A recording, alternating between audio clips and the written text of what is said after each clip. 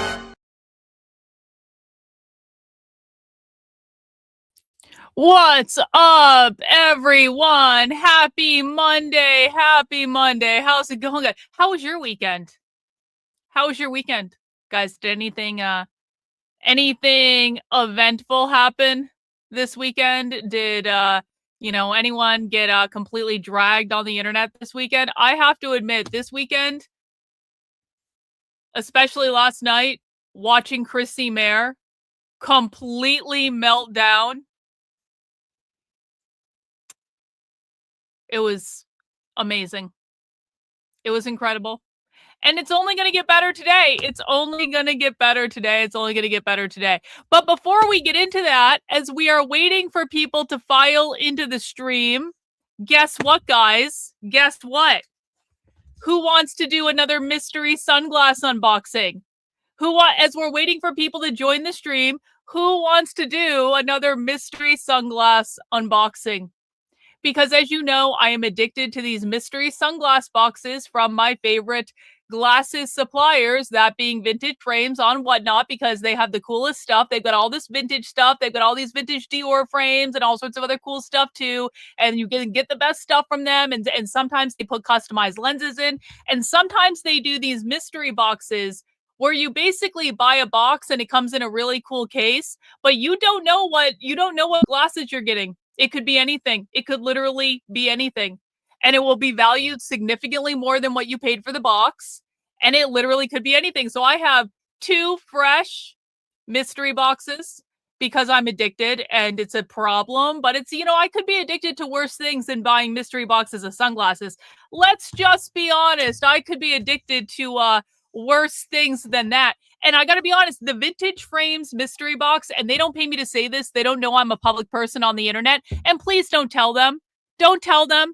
No one go and be like, Karlyn was talking about your stuff on a stream, because I don't want them to know. I don't want people to know I'm a streamer on Whatnot. I don't want people to know because I just want to be like every other shopper on Whatnot. I don't want people to think that they have to kiss my ass and then I'm going to talk about their shit on the stream. Like, I'm talking about their shit on the stream because I actually do like it. I love Vintage Frames. They're like some of the best sellers on Whatnot.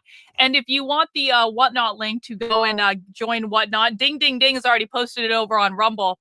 But there's my Whatnot link. If you join via my Whatnot link, you will get credit and I will get credit. And then we both have extra money to spend on Whatnot. So this is the Vintage Frames mystery box. You're no longer following James Lindsay. That is good progress, bro. James is insane. And he's been insane for a long time. But welcome to the right side of the internet. Literally the right side of the internet. We'll square things away from you. I'm sorry James is a lying asshole, but it is what it is. Okay, we're doing our mystery sunglasses as we're waiting for people to join the stream, and then we will get into the real content, all right? One of the cool things about the Vintage Frames mystery boxes is it actually does come in a really kick-ass box. I'm like a sucker for a good crock embossed, and this is like a really kick-ass box, and they come in this, and they also come in a awesome case. And these 2 things alone are basically worth what I paid for the sunglasses. Okay, mystery sunglasses.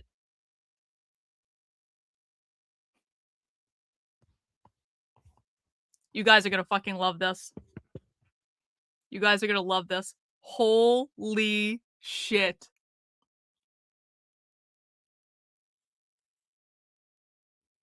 Oh my god. These are Python. These are Python. They are wrapped in Python. They're wrapped in snake. You guys know my love of Python and all things exotic leather. Holy shit. Holy shit. Is this possibly one of the most successful mystery box unboxings in like the history of me buying these mystery boxes? I never would have bought these for myself. See, this is the great thing about the mystery boxes. I never would have bought these for myself. It never would have even occurred to me. And now I have a pair of alien Python sunglasses. Like, come on.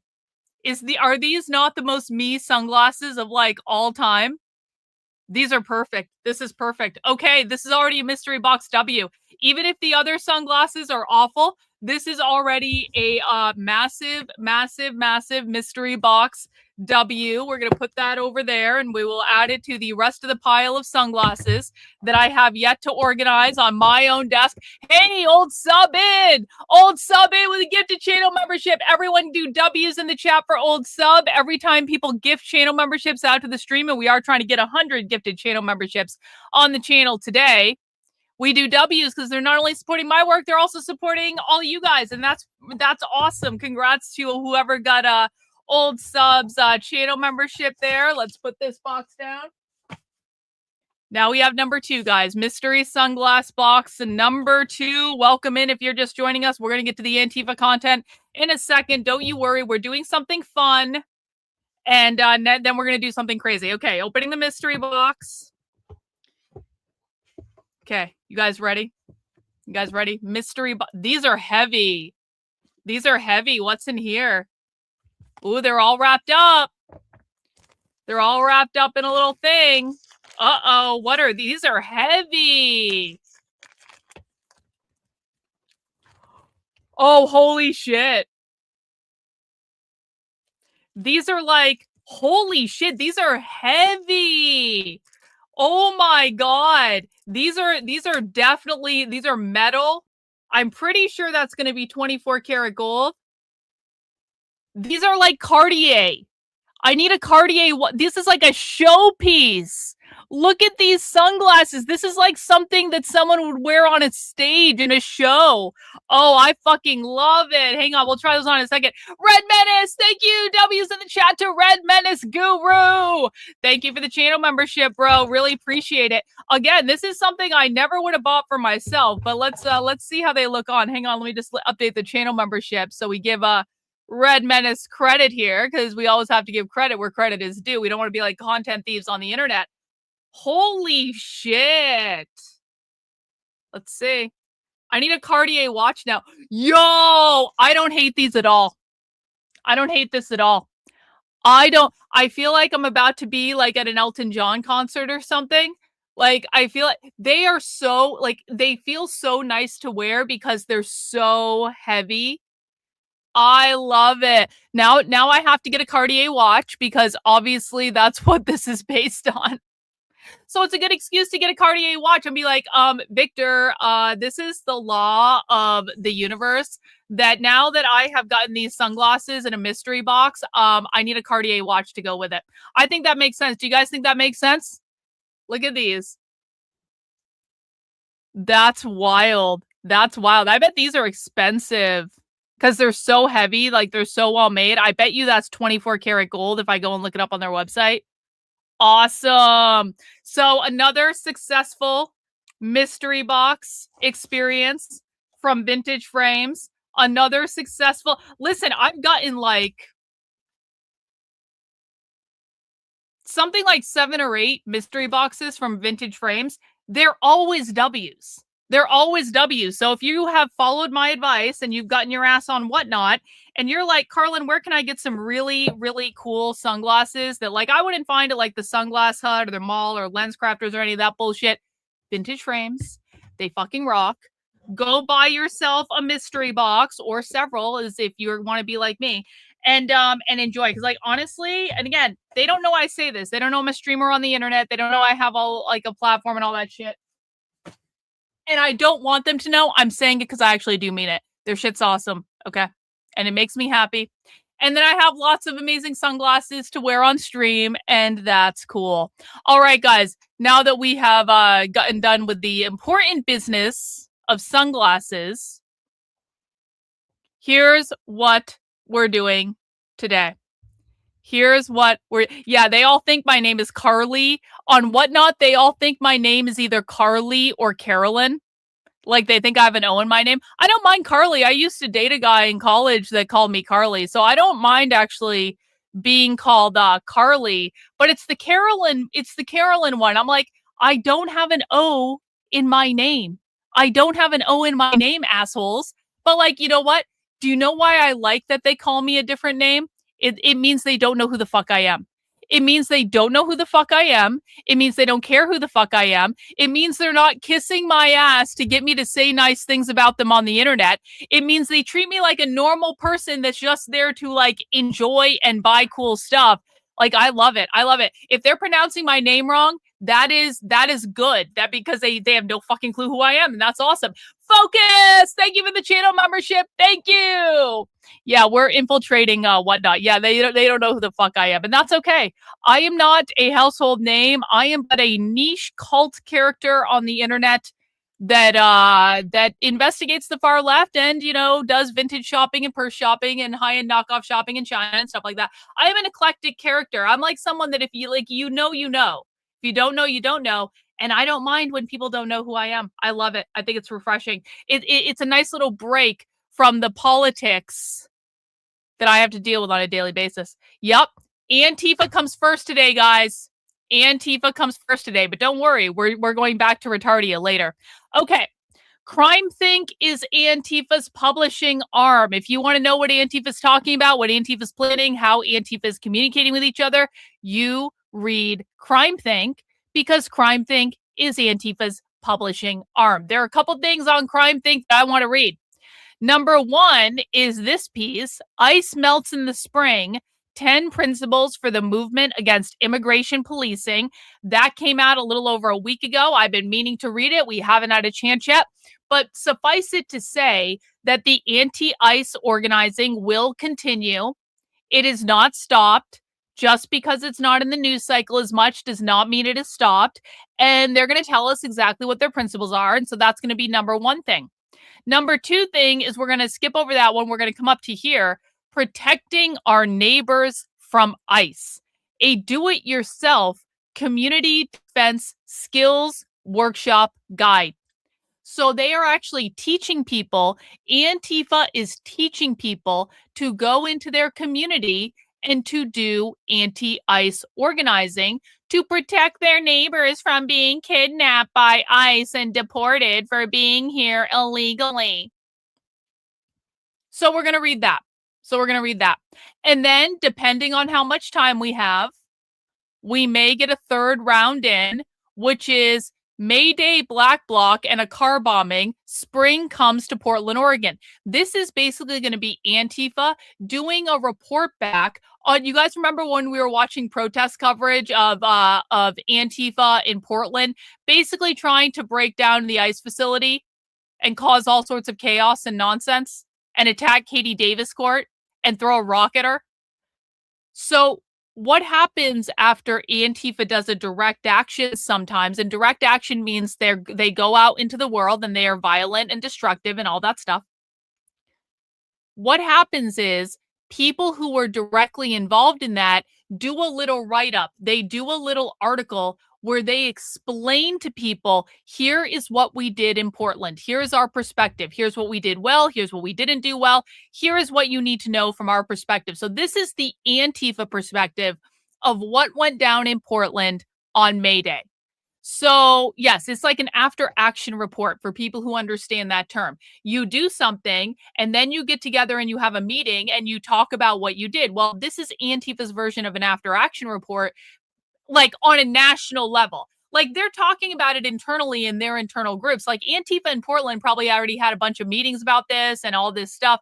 But like this is them communicating out to the national decentralized non-hierarchical network to say, here is our big after action report that you guys can all learn from. And this is why, guys, there is never a failed event on the left. Every single time you see conservative retards going, nothing happened. They didn't achieve their goals. They don't even know what they want. This was a totally failed protest. Nothing happened. They didn't do anything. They accomplished nothing. That's fucking retarded. Because what the left does is they hold events, they hold direct actions, they hold protests, they hold rallies, they do things in the real world, and then they come back and they learn from whatever they did. They learn about recruitment, they learn about retention, they learn about getting people to do what they want them to do in terms of like wearing the same clothes, the same pin, showing up at the event, doing a protest, doing a rally, carrying a sign, like whatever they want them to do. They learn from the experience and then they use it to get better next time. Every single thing they do is but a structure test to see where are we now and how do we get better in the future. Okay. So there is never any failed leftist event, even if there's low turnout. Like when anti-ICE organizing first started back in like January 2025, I bet most of you didn't even know they were doing this in January 2025 because no one in conservative media was covering it. It was literally just me that I know of. When they first started doing anti-ICE organizing, the protests were teeny tiny. The things that they were doing at Tesla facilities were teeny tiny. There weren't a lot of people involved in it when they first started doing it right after Trump got back into office. But because they just kept going on and doing it, and they kept learning and getting better next time, the protests grew bigger and bigger and bigger and bigger and bigger. And all of a sudden, several months into 2025, you had 5 million people come out for that No Kings protest. And what month was that? Was that June? I think that was June. It was, because it was connected to the Pride Parade. That you had 5 million people come out. That was and that was built up over the course of months. Like that momentum was built up over the course of months. And so then they just keep getting bigger and bigger and bigger and bigger and bigger. And then all of a sudden there's riots and there's destruction and there's all this noise protest going on. And by the way, the far left is winning on the anti-ICE question. The far left is kicking the Trump administration's ass because of all the organizing that they're doing. So we're going to read their documents directly, because if you want to know what the far left is doing, what they believe, why they're doing it, the very best thing you can do is just go to their websites. And this is not the only one. This is one of but many websites that we can use. You go to their websites and you read their content. And this gets you ahead of the curve. If you are reading CrimethInc, you are ahead of literally every single right-leaning journalist covering this topic, because almost none of them even look at this website. This is a website. I need to emphasize this. People sometimes get confused because we're doing a live stream on the internet. No. See, and then you have conservative retards like this. Excuse me, they're all paid protesters. Are you fucking smart enough to be here? Are you retarded? No. And if you say any more retarded shit in my Twitter chat, I'm going to have to come over and ban you. You understand. I cannot allow retards to come in and completely like fuck up like the learning environment that we have. This is for smart people. This is not for dumb people. Go away. W old sub. We appreciate you. Thank you, old sub. Already up to 4 gifted channel memberships. Guys, if you appreciate what I'm doing, please feel free to throw in some channel memberships. The sooner we meet our channel membership goal, the happier I'm going to be. Anyway. So we're going to be reading this stuff today, and we're going to talk about it because we know more about this stuff than anyone on the internet, and I'm going to keep it that way. But of course, that's not all we're going to do today. That's not all we're going to do. And I need to make sure I touch on this. We will be doing this stream for a couple hours. And then at 8 p.m. tonight, I am going to be going live. And we are going to be doing a watch party for the destruction of Chrissy Mayer that is about to happen on the Keno Casino, which is going to happen at around 8:30 p.m. tonight. And I'm ready to go. Do you guys have snacks? I went to the store today. I got some snacks. I can't drink, obviously, because I'm doing the keto diet, but I can have snacks. I can have keto snacks. I can have high protein snacks. Okay. And so I got some snacks, and we are going to be just basking in the glow of the absolute destruction of Chrissy Mayer, a dumb cunt on the internet who got famous because she made one funny joke one time. And then everyone gave her a pass for all perpetuity, even though Chrissy Mayer is not funny. She is not funny. No, I didn't get a triangle. I had to, you know what happened? I was going to go get a triangle, and then I had to go fight with the fucking post office again. Do you guys know what happened? You guys remember when I told you? People may not have believed me when I said my post lady was becoming a passive-aggressive bitch. Like, the mail lady about a week and a half ago shut off my fucking mail because she's pissed off that I'm getting so many packages. And what she did is she shoved all my mail and crushed it into my mailbox to make it impossible to deliver any other mail. And then she did a report with the post office to say, the box is full. I just can't deliver this stuff anymore. So I stomped my ass over to the post office. I was like, turn the fucking mail back on and give me my fucking packages. Because I had a whole bunch of whatnot shit that got delivered and it didn't come to the house. And the mail lady, of course, didn't even notify me that she turned off my fucking mail because she was being a passive aggressive cunt. And the only reason I knew about it is that my whatnot packages stopped getting delivered. And when I went into the app, basically it said they were being held at the post office. And I was like, oh, the mail lady's being retarded. Okay, I understand what's going on. So I thought the problem was solved when I got my ass over to the post office and reamed them out for shutting off my fucking mail and collected my packages in person and told them to turn the fucking mail back on. Well, I am in the Whatnot app today, and all of a sudden, I see a whole list of packages. Delayed, delayed, delayed, delayed. And I clicked into them. I was like, why the fuck are all my packages delayed? Guess what? The mail lady shut off my fucking mail again. She shut it off again. And this time, she didn't even have an excuse. This time, she had no excuse. There was no mail in my mailbox. There was nothing blocking her from delivering my mail. She literally just, of her own volition, because she's a passive-aggressive cunt, shut off my fucking mail for no reason. She didn't talk to me. She didn't talk to my husband. She was just being a bitch about it. So I stomped my ass. I had to go. This is why I didn't get a triangle today. I had to go fight with the fucking post office again. And this time I got the postmaster to come out and he's like, do you want to go over here in private and talk? And I was like, no. We're going to do it right here. And I'm going to record this. And then the postmaster was like, well, she said that you filled up your box. I was like, no, she filled up my box when she crushed all my mail into it. And right now, there's nothing in the fucking box. So there's no reason she can't deliver my shit. There's no reason she can't leave packages. There's no reason that my mail is being shut off right now. I laid into them. And this guy, I actually kind of felt bad for him because he was actually, he was like, I didn't know all this. I didn't know. And he was actually trying to be nice about it. He's like, I will speak to her about this. And I'm like, you goddamn right you will. So the long story short is I didn't have time to go get a triangle because I was fighting with my post office. And I was collecting my packages that have been sitting there for several days because the mail lady shut off my fucking mail for no good reason and didn't notify us.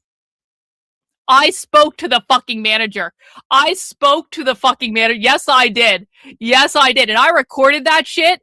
And you know what? He actually handled it very well. The postmaster actually handled it very well. He did a good job. I actually was feeling bad that I was having an attitude and a tone with him, even though not really, because he shouldn't be running an operation where mail ladies can just shut off fucking mail delivery because they're pissed off at the amount of packages that are coming. Anyway, and then last thing I'm going to say about this. As I went to record the discussion with the postmaster, some fucking old lady from behind the counter went, I don't think you can record in here. And I was like, you are taxpayer-funded employees in a taxpayer-funded facility. I pay for all of this. Damn fucking right I'm recording. Yes, I can. Like, tell you, don't ever listen to these federally employed cunts when they tell you that you cannot record in a taxpayer-funded facility that we all pay for. No, I will absolutely record. You work for us. Yeah, Carl pulls out the pocket. I hung out with the libertarians for like 2 fucking years. Don't think I didn't learn a thing or two. Anyway, so I don't have a triangle, and that's a tragedy, and that is something I will work very diligently to correct. But we are going to be watching the Kino Casino tonight, and it's going to be fucking glorious. And can we just, before we get into Antifa, I know the intro's going a little long. People are just going to have to relax, okay? Can we just watch the preview? Can we just watch the preview that Worski posted for tonight's stream. Can we just like get kind of like in a Kino Casino mood, and then we'll go read the Antifa content, and then we'll go watch the Kino Casino. 1 in the chat if you want to watch the preview for the Kino Casino tonight. 2 in the chat if you want to go right to Antifa. I'll give you guys the option. 1 in the chat if you want to watch the preview for Kino Casino tonight. 2 in the chat if you just you think this is dumb and you want to go right into the Antifa content. There are some 2s. There are some 2s. Uh-oh, there might do the 2s win? Uh-oh. I'm going to have to do a poll. Hang on. Hang on. I need to do a poll. I need to do a poll. I need to do a poll. Which one? Kino? It's too close. We might actually just go into the Antifa content. If you guys vote to go into the Antifa content, we will go into the Antifa content. Okay, starting a poll on YouTube so I can actually see the real numbers. What, like, vote for Kino Casino if you want to watch the preview. Vote for Antifa if you want to go right to Antifa. We'll do whatever you guys want. We will do whatever you guys want, but you guys are gonna pick, okay? It is so close. It is so close. All right, 10 more seconds to register a vote if you have not already. 10, 9, 8, 7, 6, 5, 4, 3, 2, 1. The casino wins narrowly. Very, very narrowly. Very narrowly. So for people who are upset that we're not going into the Antifa content, come back in like 10 minutes, okay? Come back in 10 minutes. We're going to do amazing Antifa content today. We are going to show Antifa content that you will not see anywhere else. I'm going to do an expert analysis and breakdown about what all this shit means. Just give us 10 minutes, okay? The chat voted. I have to follow the chat. I gave everyone an opportunity to weigh in anonymously, and the chat says they want to watch the Kino Casino preview, okay? So 10 minutes and we will do the Antifa content, and just go get yourself a snack and a drink. That's all you need to do, okay? Okay, let's see what happens. It just keeps happening. It's the Jare apocalypse. It's the crucifixion of that cunt. Oh, I wanted to ask Mac B. I know you're in the chat, Mac B.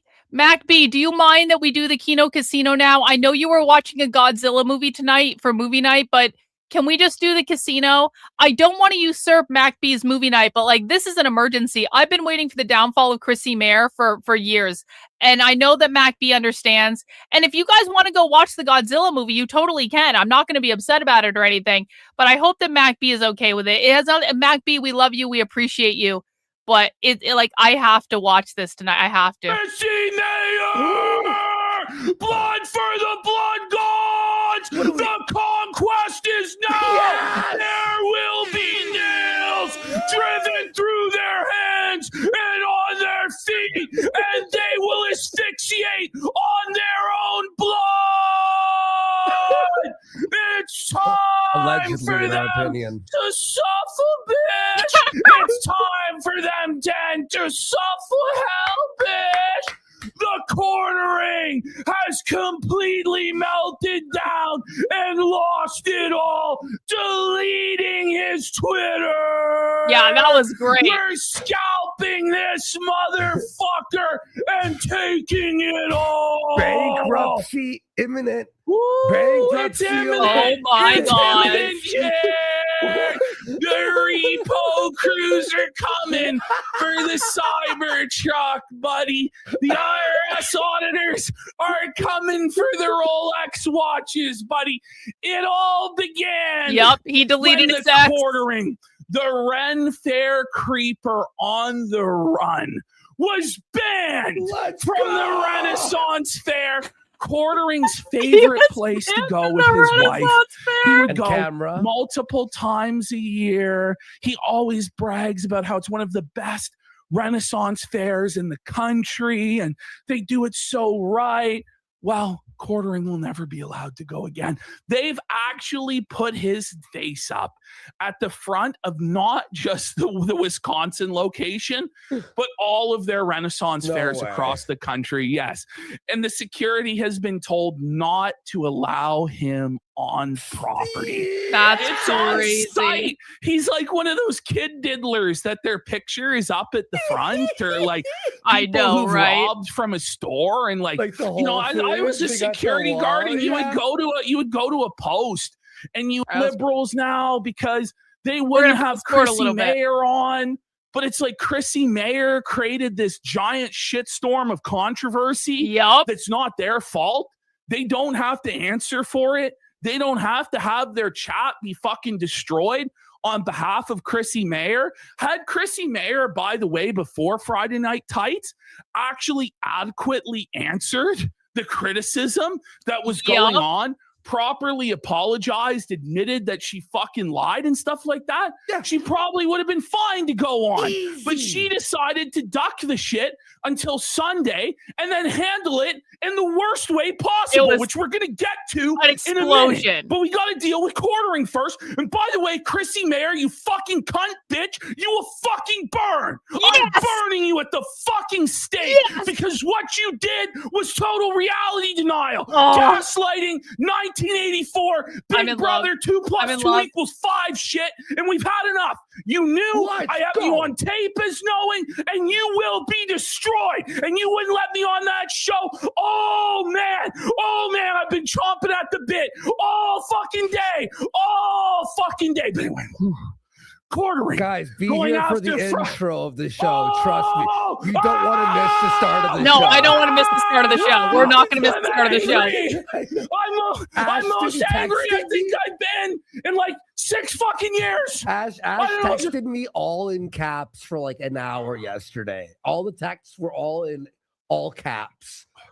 Guys, Quartering was could have crashing out. easily fixed this. Could have easily been like, I fucked up. Fuck Mel. Fuck Quartering. They're lying. Yes, I lied because I was nervous. No. Triple, to quadruple. protect her gaslight, friend. lie. All lie, she had to do was lie. just say, "Listen, I And lied reading- to you, reading all Brittany, negative because." super chats against us. And then it's like this, like twisted, like, "I'm sorry you feel that way, Brittany." Yeah, I'm It's- sorry you feel. I'm mad sorry that I you lied feel to that you way. fully. And then What? she wouldn't read any of the super chats. She scammed $2,600 from everybody. Mhm. She was cherry picking the super chats from her simps Mhm. that were positive, and she was creating this false consensus, this revisionist retcon in real time that the whole chat was against Brittany Venti, when 99% of people there were on Venti's side and were felting Chrissy Mayer, and it was disgusting to witness fucking Chrissy, and you're not going to get away with it. No. And by the way, Chrissy, you have an invitation to Keno Casino, 8:30 p.m. on Wednesday, to show up and explain yourself, which you won't fucking do because you're a coward. You wouldn't bring me on last night because you knew you would get exposed. Because what do you have, fucking Alzheimer's? You knew on the 22nd of April, Nina Infinity explained it to you, and you admitted to Camelot and other Sup, people in Chrissy? DMs that you knew. Yeah. You knew all of bunch it. of I people- knew you'd be And the okay with it, reason I Mac brought B. Melanie I knew Mac you'd be on okay with was it. because of the drama, because you were going to get a bunch of views and Yep. a bunch of money from it, Mhm. and you wanted to pretend dumb and sweep it and fence sit it, so then you could double dip with Nina coming on and giving her side and fence sit it with a bunch of fucking panels and make all this money. Fuck you, you disingenuous lying bitch. Yes. That's enough. It's disgusting. Quartering cooked up this whole gay op. Anyway, I think that's enough of a preview to give everyone a little taste of what we're getting into for tonight with the Keno Casino.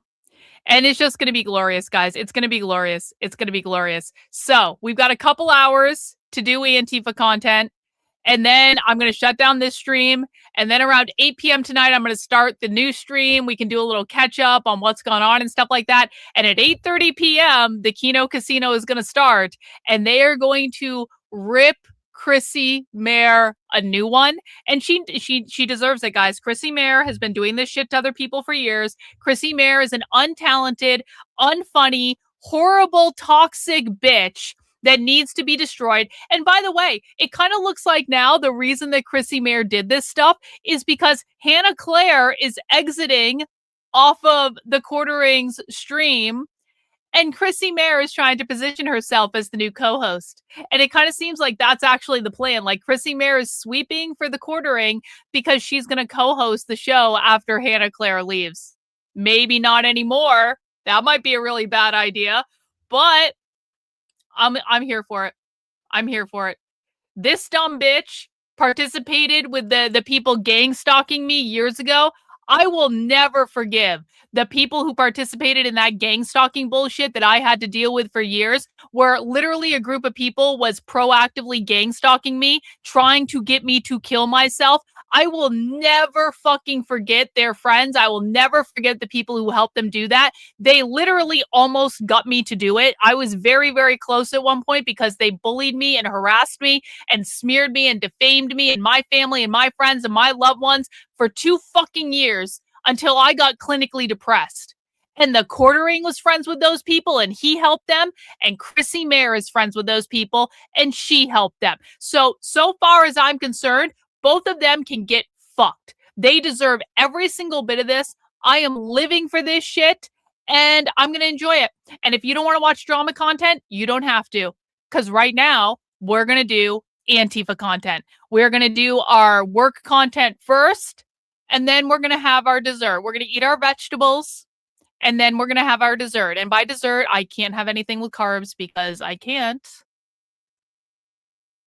But I'll have something. I'll have a snack as well, I guess.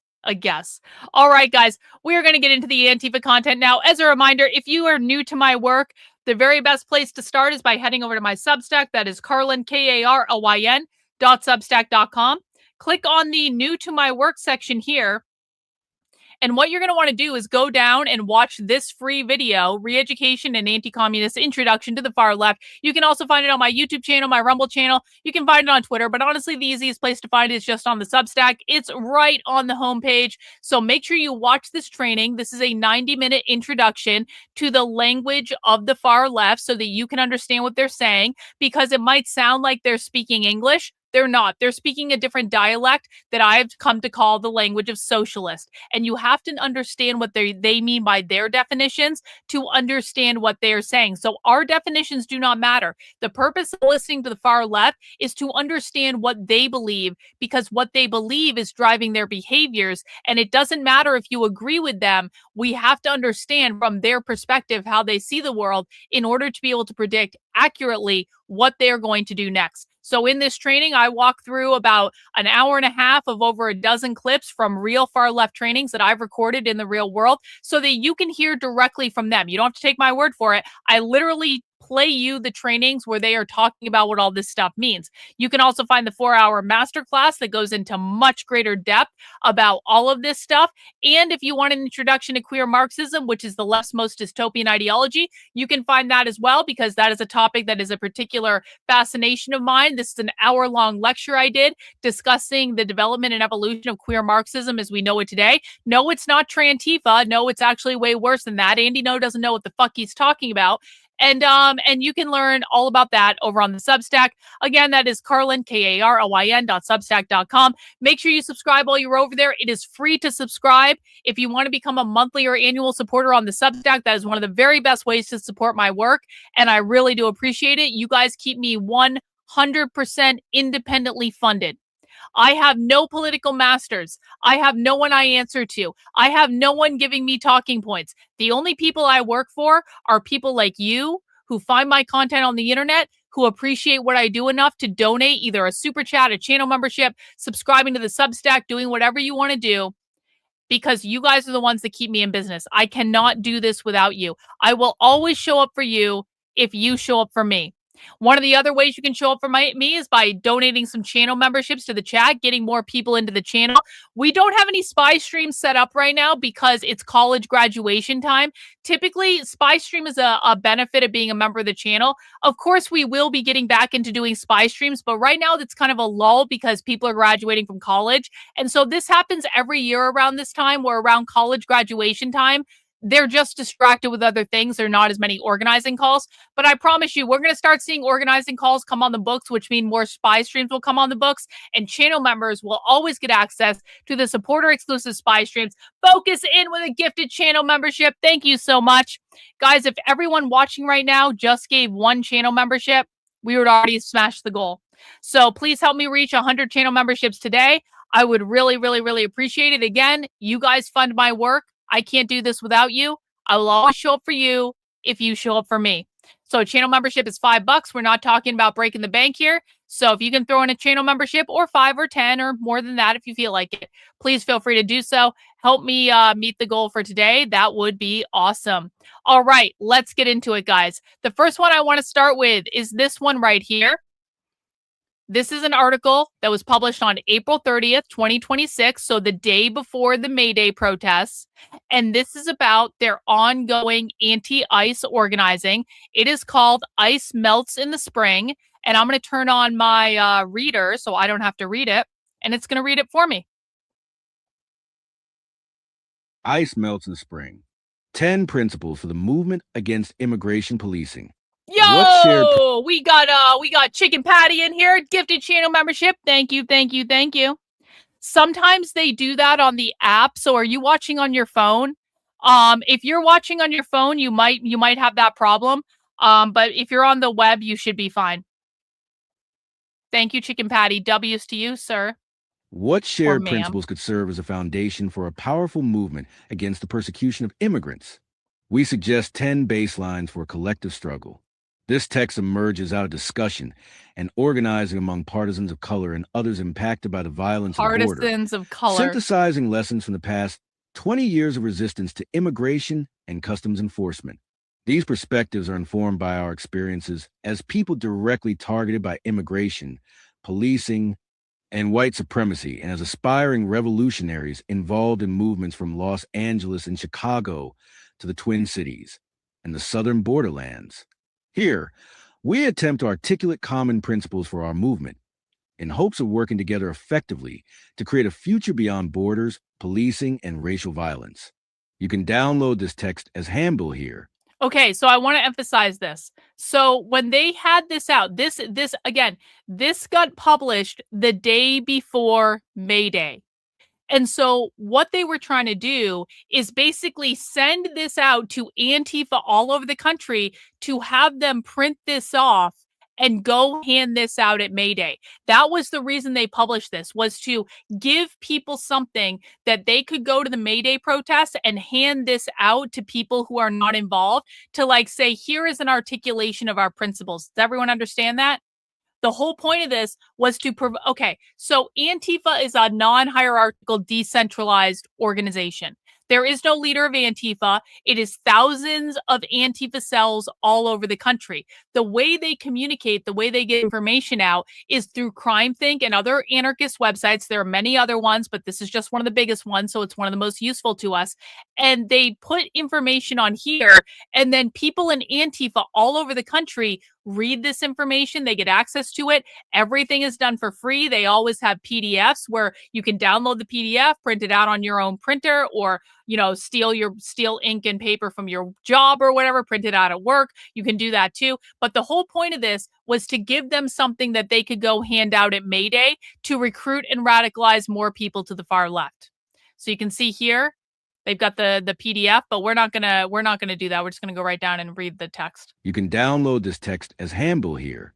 Download, print, and share PDFs. 1. We are in a fight with the federal government. This means taking risks, and the law will not. We are in a fight with the federal government. They could not be more clear, guys. The goal of the far left is to overthrow the government. Everything the left does is about overthrowing the federal government. That is what they are trying to do. We are in a fight with the federal government. Do you think that fight is ever going to stop? Do you think if ICE is abolished tomorrow, that the fight is going to stop?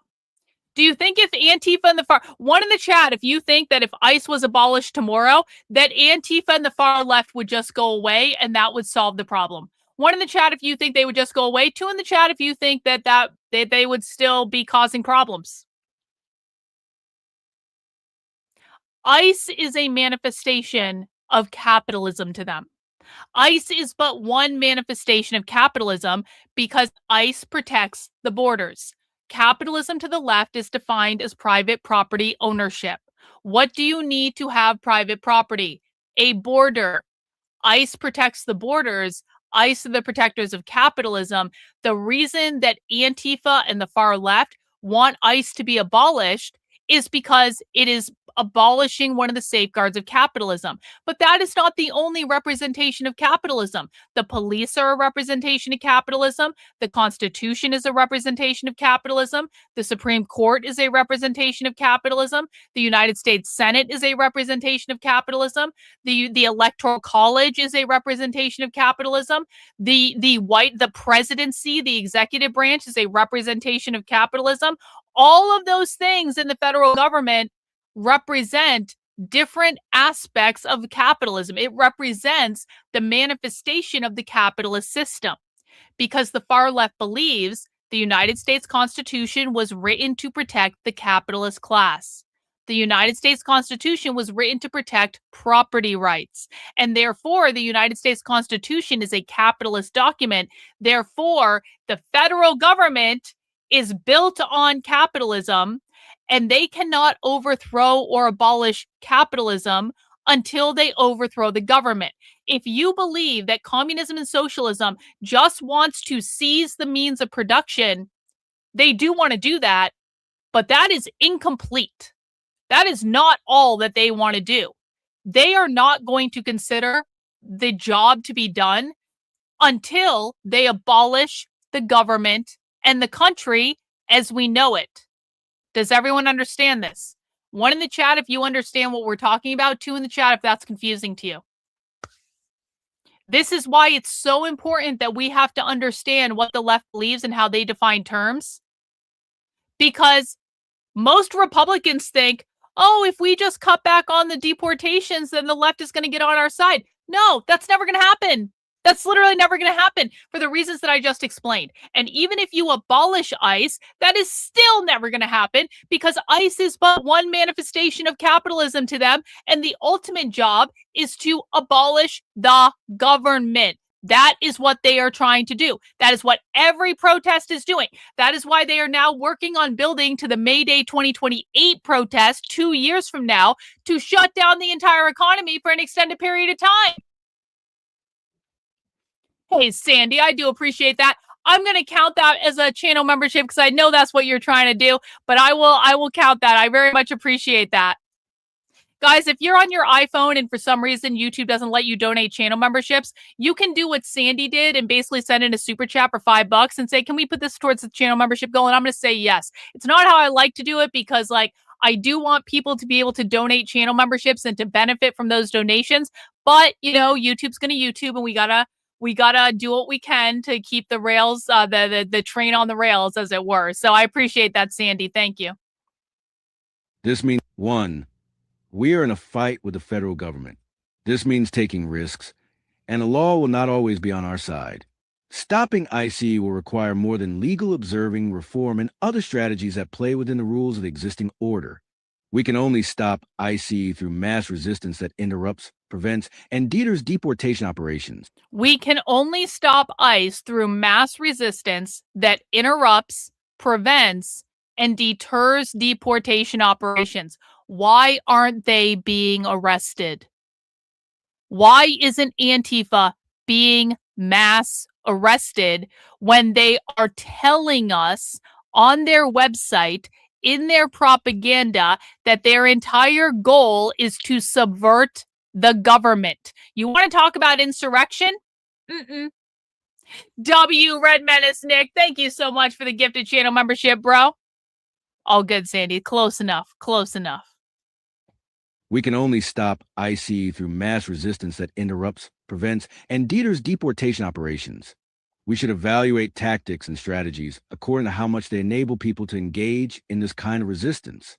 For example, the mass distribution of whistles and other tools that equip people to intervene against ICE and police operations is a step towards the kind of resistance we need.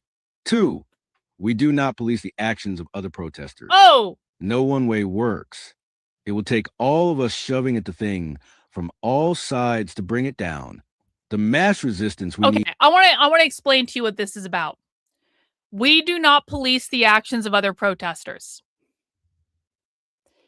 The far left is made up of many, many, many groups. Antifa is one group on the far left. They are a sliver of the far left. But there are many other revolutionary communists who do want to overthrow the government that are not the same as Antifa. They have different tactics. You have let me name some groups that generally don't have overlap. The Party for Socialism and Liberation is a revolutionary group. The Revolutionary Communists of America are a revolutionary group. The Tempest Collective is a revolutionary group. The Firebrand Communists are the Firebrand Collective, which is a group of communists all over the country, is a revolutionary group. Antifa is a revolutionary group. There are many others as well. The Freedom Road Socialist Organization is a revolutionary group. The Sunrise Movement is a revolutionary group. They're all revolutionary. They want to abolish the government, okay? Eventually. But not all those groups work together. And not all those groups employ the same tactics. So the Party for Socialism and Liberation is the best example of this, because the Party for Socialism and Liberation, while they are a revolutionary group technically, they do not engage in violence and they do not engage in destruction. They usually really don't. You are usually fine being around the Party for Socialism and Liberation. What they do is they do protests and they do rallies and they do events and they all have the same signs and they all chant the same chants, and they might yell at you and not be nice to you if they know that you're not on their side. But the Party for Socialism and Liberation is very, very aware of optics. They emphasize nonviolence. They really do. You can read their stuff. They emphasize this. When the Party for Socialism and Liberation is doing a protest or something like that, they do not want violence. They do not want destruction. They do not want fires set. They do not want bricks thrown. They do not want any of those things because that disrupts their optics. The PSL tries to police the actions of Antifa. Antifa does want to engage in violence. Antifa does want to engage in destruction. Antifa doesn't give a fuck about throwing a brick through a fucking storefront window. They don't care. The Party for Socialism and Liberation doesn't like this, and Antifa doesn't like that the Party for Socialism and Liberation tries to police their actions and tell them what they can't do because they think it's fucking stupid that the PSL cares about optics. There is so much in Antifa literature shitting on the Party for Socialism and Liberation because they try to police other people, and Antifa's like, fuck you. We're going to do what we want to do. So it's important that we understand these nuances, because if you were like listening to conservative media, you might think like the Party for Socialism and Liberation is like the worst thing in the world, and you might think they're all Antifa. No, they're not. A lot of revolutionary groups do not like the PSL. They actually call them the paid protesters. They make stickers shit-talking them. They make zines shit-talking them. The Left Bank Books, which is a revolutionary bookstore in Seattle, literally sells anti-PSL stuff. They literally have anti-PSL merch because they all hate them, because they think they're paid protesters and they try to police the actions of other people. So that explicitly is why they have this in there. Antifa is saying, we are not going to police the actions of other protesters because they themselves do not want their actions policed. Hope that makes sense. Let me know if you have questions. The mass. 2. We do not police the actions of other protesters. No one way works. It will take all of us shoving at the thing from all sides to bring it down. The mass resistance we need cannot be directed by any one group or limited to any one strategy. It will require many different approaches and experiments, filling different roles in the struggle towards abolishing ICE. We should seek to make our efforts complementary and collaborative rather than try and control or denounce each other. 3. No one person or organization can speak for all immigrants or organizers. Anyone claiming to should be viewed with suspicion. No community is a monolith. Immigrant organizers themselves Okay. differ on what strategies are So this basically destroys the right's argument that there's someone leading all this, because Antifa is saying there is no one leader. There is no one person, there is no one group that speaks for everyone. They're claiming that anyone who tries to be the leader, anyone who tries to be the voice to say, I speak for all of the immigrants and all of the protesters, they should be viewed as suspicious and basically excluded, because that's a hierarchy. If there's one person featured, that's a hierarchy. If there is a leader, a so-called leader, that is a hierarchy. Antifa is non-hierarchical and decentralized. They do not believe in hierarchy. Immigrant organizers themselves differ on what strategies are best, what the movement's ultimate goals should be, and what tactics they support. We should not unthinkingly defer to any one organizer or group, but develop our own analyses, articulate our own proposals, and respectfully talk through our disagreements. For we keep us safe by fighting together, though some will tell us to defer to the most cautious and respectable elements in this movement. PSL. We should follow the lead of those who demonstrate the most effective tactics. See, again, this is just shade of the PSL. Though some will tell us to defer to the most cautious and respectable elements in the movement, we disagree. We should follow the leads of those who are effective. And by effective, they mean disruptive and destabilizing. That's funny. I love the subtle shade of the PSL. Though some will tell us to defer to the most cautious and respectable elements in this movement, we should follow the lead of those who demonstrate the most effective tactics. Immigrants have long been at the forefront of resisting the deportation machine, besieging IC facilities, blockading highways and airports, organizing resistance from inside detention centers, taking the streets, and chasing IC out of neighborhoods. Many immigrants believe that the greatest chance of safety and collective power is to be found in direct resistance. Direct resistance is what they're doing when they're being violent and destructive. That's what that means. Direct resistance is going out and trying to break into the Portland ICE facility. Direct resistance is throwing a brick at a cop car and then lighting it on fire. That's what they mean when they say direct resistance. Hey, Odin, from Memberships Evening Dr. K, it's amazing how much I learn from every stream. This topic in particular is what I'm trying to tell my circles about revolutionary types. I so appreciate that, Odin. Please make sure you share the stream out with them. I will add a couple more channel memberships for you, getting us up to 10, which is awesome. Guys, please feel free. If I teach you something, guys, here's the rule. If I teach you something you didn't know before, throw in a channel membership. Like, it's class dues. It's a way to say thank you. Please don't make me beg all stream. Please don't make me beg. The more, the fewer channel memberships get donated, the more I'm going to start begging. And then I'm going to start threatening to end the stream. And no one's going to like that. So can we just play our class dues up front and get some channel memberships in there? That would be rad. I would really appreciate it. Many immigrants believe that the greatest chance of safety and collective power is to be found in direct resistance. PSL is respectability 5. politics. There are no good poll IC. There are no bad immigrants and no bad protesters. All immigrants deserve the same access to a life with dignity and community that citizens do. All protesters who face attacks from the government and stand strong without turning on the movement deserve our support. Red Menace Guru in with the 5 channel memberships. W's, bro. Thank you so much for that. We got Derpy Dan in with a channel membership. W for Derpy Dan in the chat. Immigrants don't believe in Antifa core principles. Well, many of them do, actually. Many of them do. I mean, immigrant rights groups are a core part of anti-ICE organizing, so you're simply incorrect when you say that immigrants don't believe in this. Yes, many of them do. The immigrant rights groups are all over this. There are all sorts of immigrants involved in this bullshit, so many of them do, and that's not a correct assumption. All immigrants deserve the same access to a life with dignity. Okay, bro, then why are they, okay, you know everything, and we know nothing. Why are immigrant rights groups running all of the anti-ICE hotlines if they don't agree? No, bro, no. Okay, listen, let's just cut this off at the pass. I have an instructional video just for you. Pay close attention. You take your top lip and connect it to your bottom lip, you will shut the fuck up. Sometimes shutting the fuck up is the best thing you can do.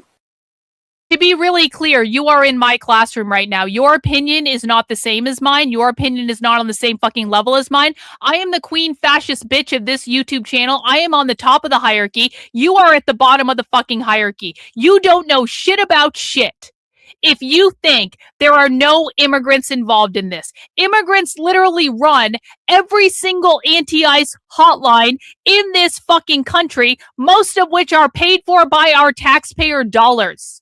Who do you think is running around Los Angeles waving a Mexican fucking flag, calling for the overthrow of the fucking government?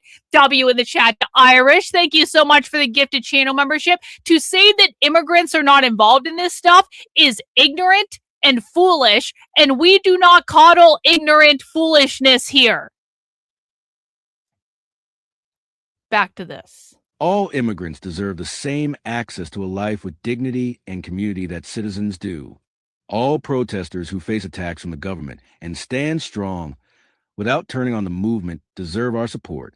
The regime wants to divide us according to false dichotomies: respectable, criminal, documented, undocumented, upper class, lower class, guilty, innocent, civil, uncivil, violent, nonviolent. This is a strategy to turn us against each other so they can defeat us. We want to de-escalate all conflict that isn't with the enemy. We stand in solidarity with all who are...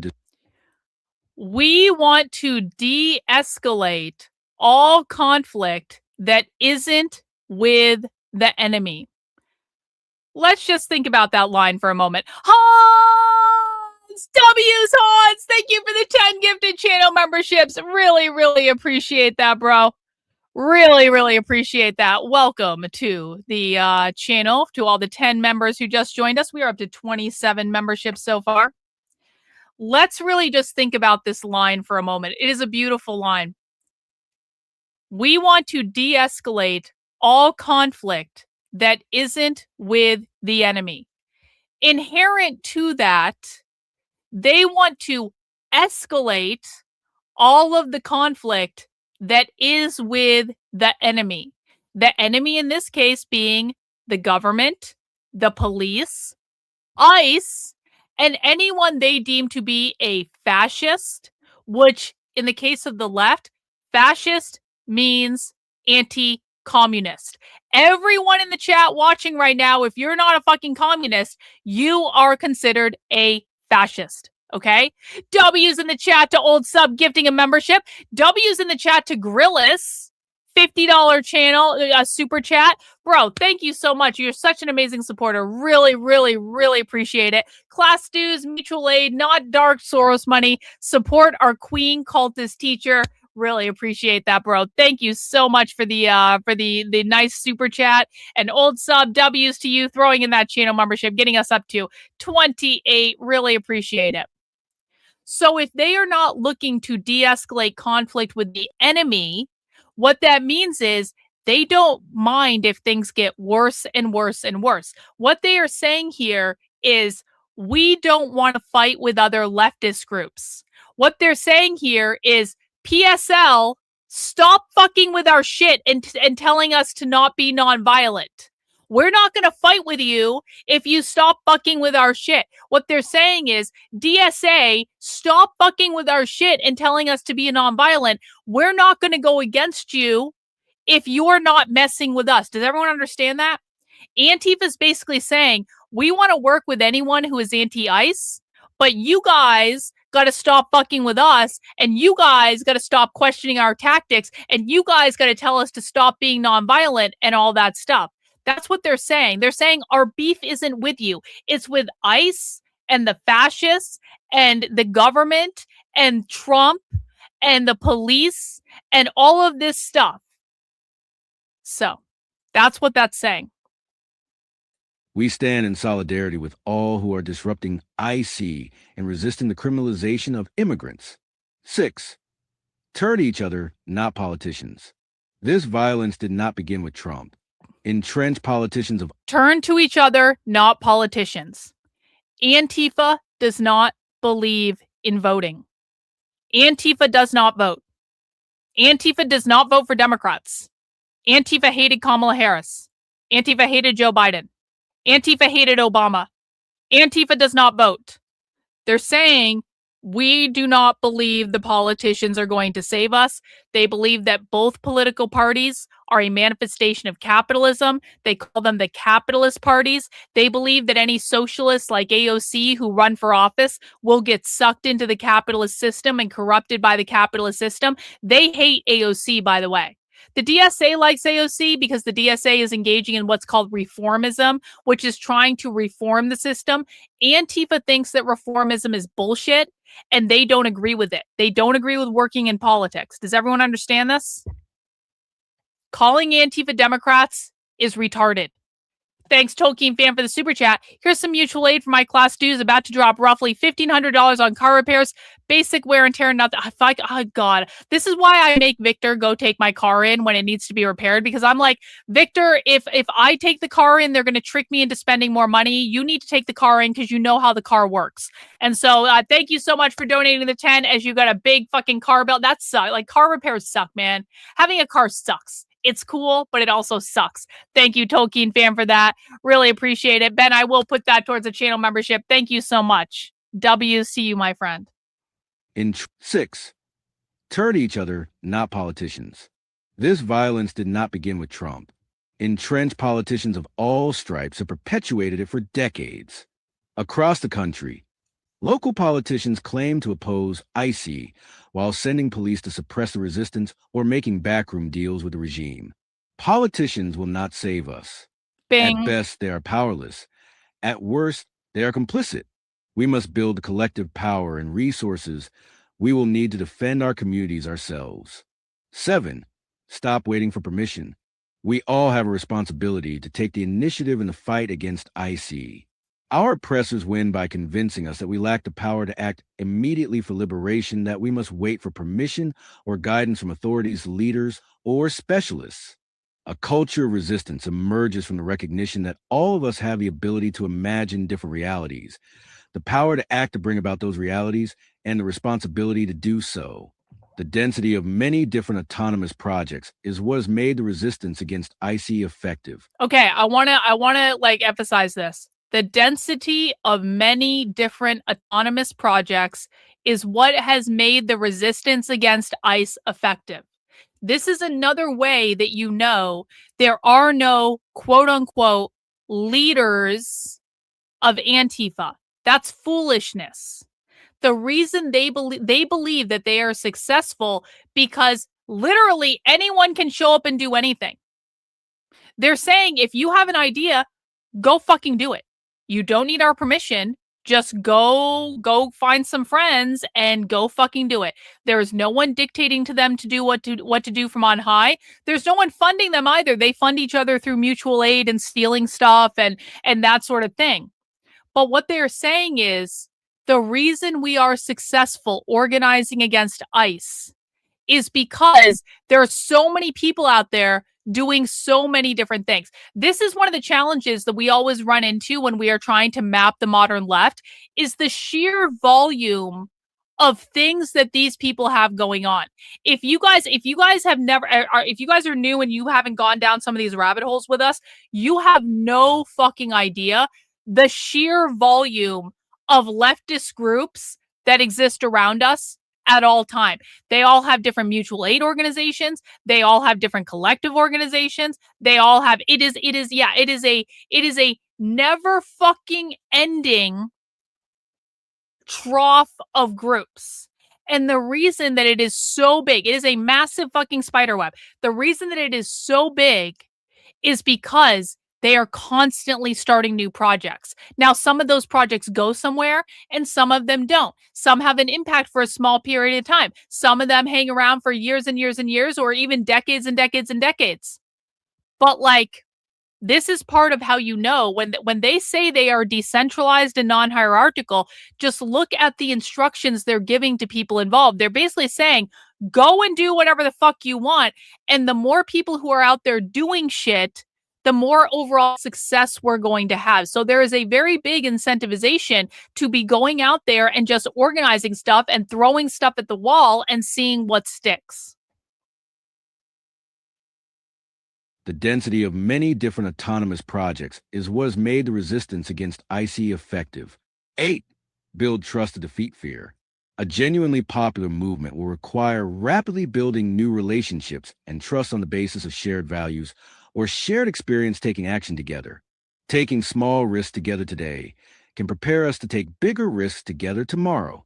There are many forms of action that do not require high levels of pre-existing trust. For example, mass signal chats enable rapid response work more effectively when they are open to everyone who needs to coordinate. Work with people you know and trust on projects that involve greater risk or sensitive information. Sometimes moving at the speed of trust means These people don't seem to understand that if law enforcement fails, no. You don't get it. You don't get it. And we don't do this owning the libs bullshit here. They want to abolish the police because the police are the enforcers of capitalism. If you really, it is oh my God. They'll never survive. All of the right-wingers are going to leave their house with their guns and shoot them. First of all, how fucking stupid are you? Like, no, first of all, never fucking fed post in my chat. In fact, I'm tying you out. Oh, you used to be a Marxist? Oh, you did? What's the left's definition of capitalism?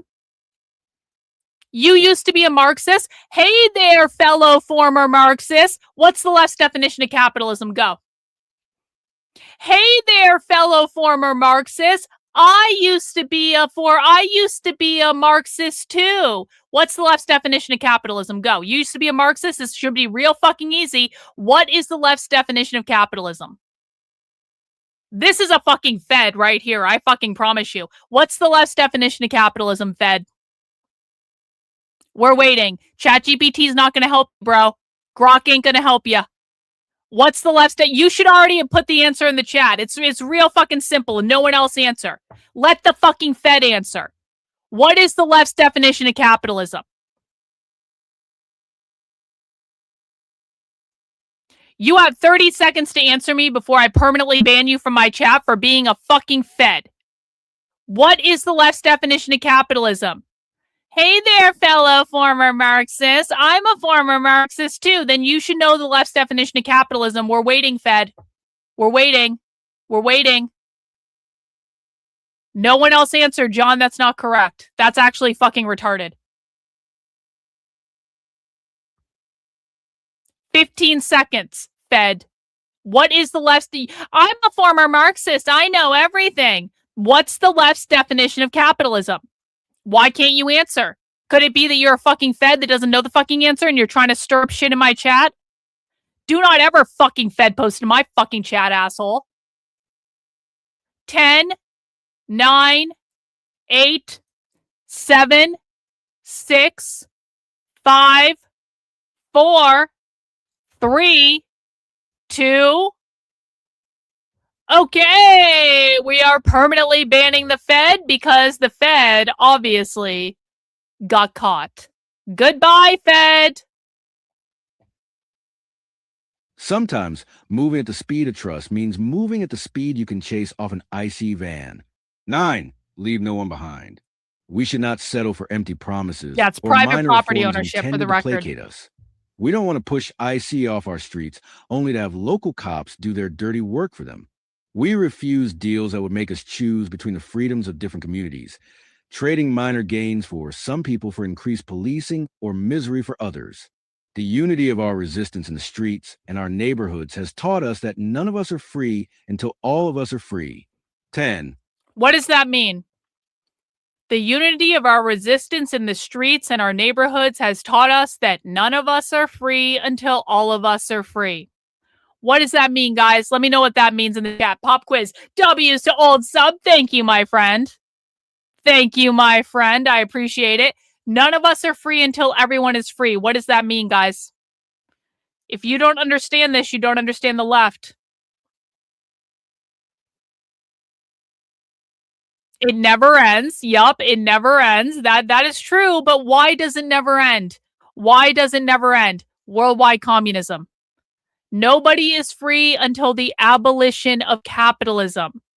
The liberation from capitalism. No one is free. None of us are free until all of us are free from capitalism. Until all of us, no. You need to stop shilling this bullshit in my chat. You've been doing this several days now. I am telling you to stop, and I'm telling you the next time you shill this bullshit in my chat, I'm going to permanently ban you. You've been given multiple warnings. I don't want to see this shit anymore. None of us are free until all of us are free from capitalism. We are all oppressed under capitalism. This is what Queers for Palestine means for people who are new. People who think Queers for Palestine is like chickens for KFC. No, that's not what it is. Queers for Palestine literally means none of us are free until all of us are free. Queers are anti-capitalist. It's an anti-capitalist political ideology. Palestinians are overthrowing their capitalist oppressors that are Israel. They believe that the Palestinians are oppressed by capitalism, just like the queers are oppressed by capitalism. They are all oppressed by capitalism. Everyone is oppressed by capitalism. No one is free until private property ownership is abolished on a worldwide level. No borders. No country, worldwide communism. Communism. Then what? Communism. 10. Be a good neighbor. We must overcome decades of division and exclusion that have turned us against each other, instilling fear of those who look different, speak different languages, practice different traditions, or have less wealth or property. Excluding people endangers them and weakens our communities. Let us build bridges across all lines of division, fostering a culture of neighborly love based on collective care and abundance.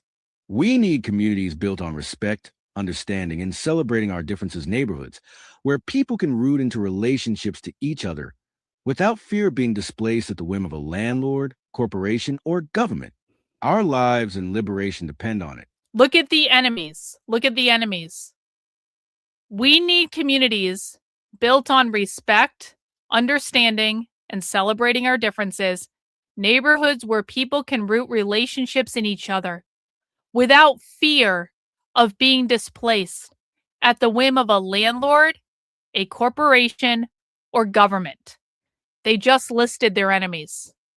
Landlords own private property and then exploit renters for profit. Corporations exploit people for profit. Governments are built, the United States government specifically in this case, the United States government is built to uphold and protect capitalism. Those are the enemies. Those are the enemies of Antifa. They're very, very clear. The enemies are the property owners, the enemies are the corporations, and the enemy is the government. And the number one enemy is the government. These are anarchists. Antifa are anarchists. They want to overthrow the government. Airbnb owners are the same as landlords. It's the same thing. If you own property and you rent out that property to a proletarian, then you are the enemy. You are the capitalist. You are the property owner. Capitalism means private property ownership. Airbnb owners are also capitalists. They're the same as landlords. All right. That is the end of this document. Antifa documents tend to be relatively short because they do print them out as zines and pamphlets and stuff like that. Again, that was Ice Melts in the Spring. You can find this full document over on Crime Think's website if you want to read it yourself. 10 Principles for the Movement Against Immigration Policing. I think the thing that was most interesting for me about this was that they're reaching out proactively to leftist groups to say, we will work with you guys as long as you don't, okay, apparently you didn't listen to me when I told you that I wasn't going to allow this bullshit in the chat anymore. So congratulations, bro. Permanent ban. Go away. Goodbye. People think I'm joking when I say I'll permanently ban you if you keep doing something I don't like. No, I will permanently ban you if you are doing something that I don't like and you are given warning after warning after warning to stop and you still continue. You want to test it? Go ahead. See what happens. Anyway, I think the most interesting thing about all this is that they are proactively reaching out to other groups that they don't necessarily work with, like the PSL, like the DSA, like the RCA, like all the other leftist groups that are involving themselves. And they're saying to these other leftist groups, we're not going to fuck with your shit if you don't fuck with ours. You are not our enemy. They are our enemy. And why don't we all just like learn to live with each other on the left, even though the DSA doesn't like Antifa, the PSL doesn't like Antifa, the RCA doesn't like Antifa. They don't believe in those groups do not believe in violence. They don't engage in violence for the most part. So Antifa is saying, like, we aren't going to fuck up your shit. You've got to stop coming at us, though. And everyone can be cool as long as you let us do our violence and destruction, and we will let you do your stupid reformism and protesting. By the way, Antifa does not believe that nonviolent protest is going to win. Antifa has specifically published that people need to reject nonviolent protest and start engaging violent action because capitalism is a system of violence that's oppressing everyone, and so they have to answer violence with violence. That's the logic behind it. So yeah, I thought that was a really interesting document that gave us some insight there. Okay, guys, as we head into our second Antifa propaganda reading of the day, we are going to be reading Protecting Our Neighborhoods from ICE, a do-it-yourself community defense guide. Did anyone learn anything in the first document? 1 in the chat if you learned something new when we reviewed our first document. 2 in the chat if you didn't learn anything new yet. I emphasize yet. There may be people in the chat who knew all that. Honestly, there's a lot of smart people here who study this stuff all the time. 1 in the chat if you learned something new from that first document. 2 in the chat if you haven't learned something new yet. Cool. Bunch of 1s in the chat. That's what I like to see. Guys, if you learned something new, do you want to throw in some channel memberships? Do you guys want to throw in some channel memberships? We are 30% of the way to our channel membership goal. I would like to get 100 channel memberships donated on this stream. If everyone in the stream just donated a single channel membership, we would already crush the goal. If half the stream donated a channel membership, we would already crush the goal. So if I've taught you something new, if I've shown you information no one else has shown you, if I've broken it down in a way that you didn't think about, if I entertained you when I deported the retards from the chat, please feel free to throw in some class dues in the form of a channel membership. I would really appreciate it. Let's make some progress towards that goal. We got Mac B in with the channel membership and the W. We got Axehead in with 5 gifted channel memberships. A round of W's for you, good sir. That already gets us up to 36. Guys, can we get up to 50? Can we get halfway to our goal? Can we get halfway to our goal before we start this? It's like 14 more. That's like 3 people giving. We need 3 people giving 5 channel memberships. If 3 people right now get 5 channel memberships, we're already at the halfway point. Can we make that happen before I do the second part of this? I can just sit here quietly. I don't have to do the second part. I really don't. I don't have to do that. I can go and go to a project in my house. If there aren't enough people here who want me to continue, then maybe I should just go to a project around my house. I don't know.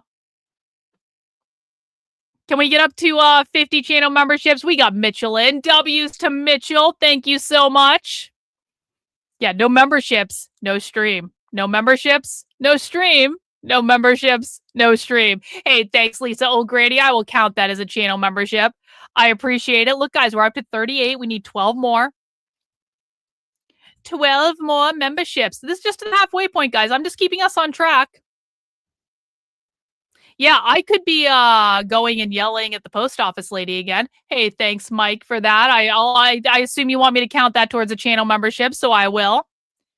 Thank you, good sir. 11 more.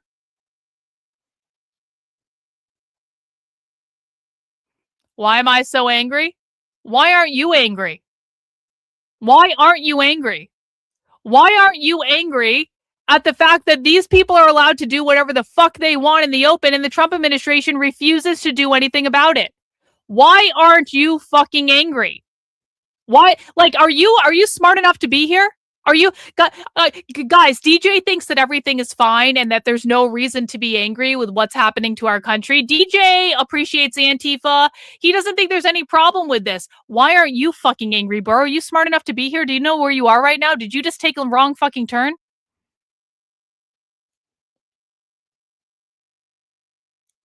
Yo, we got another channel membership in. We got 6 here. Thank you, 6, for the channel membership. Really appreciate it, bro. Guys, we need 10 more. We need 10 more. We could get one person to give 10 channel memberships right now. We already got a 10 spot on the stream already. I'll put that in, Lisa. Thank you so much. Appreciate it. Ooh, look at this. We got Charles in. Charles in with the $5. We got old sub in. W's to Charles. W's to old sub. Appreciate it. Sandy, I will count that for you as well. That's 1, 2, that's 7. 7 more. I think we got Lisa in there as well. That's 8. Guys, we need 2 more. 2 more to get us halfway to the goal.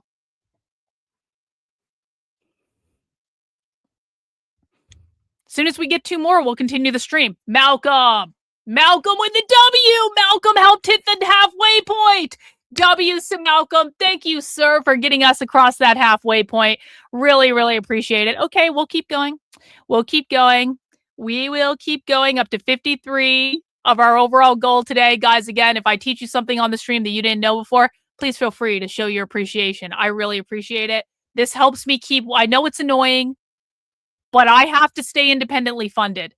The minute that I have to go to some political organization for money is the minute all of my work gets fucked up because it will be co-opted for someone else's use. Please help me stay independently funded. That's how you know I only work for you and I'm not feeding you bullshit on behalf of some political master, okay? So we are getting into the second part of the stream now. Protecting our neighbors from ICE, a do-it-yourself defense skills workshop guide. This is actually a little bit longer, I think. Look, it's got charts. There is a downloadable zine in a component with this, I think, that would be in their zine library. Let's kick up our reader and see what this is about. Protecting Our Neighbors from ICE, a do-it-yourself community defense skills workshop guide, adapted from de-arrest tactics popularized by participants in protests against police. This guide outlines several strategies that community members can combine with rapid response networks, patrols, neighborhood hubs, and other yet-to-be-conceived models to protect our neighbors from abduction.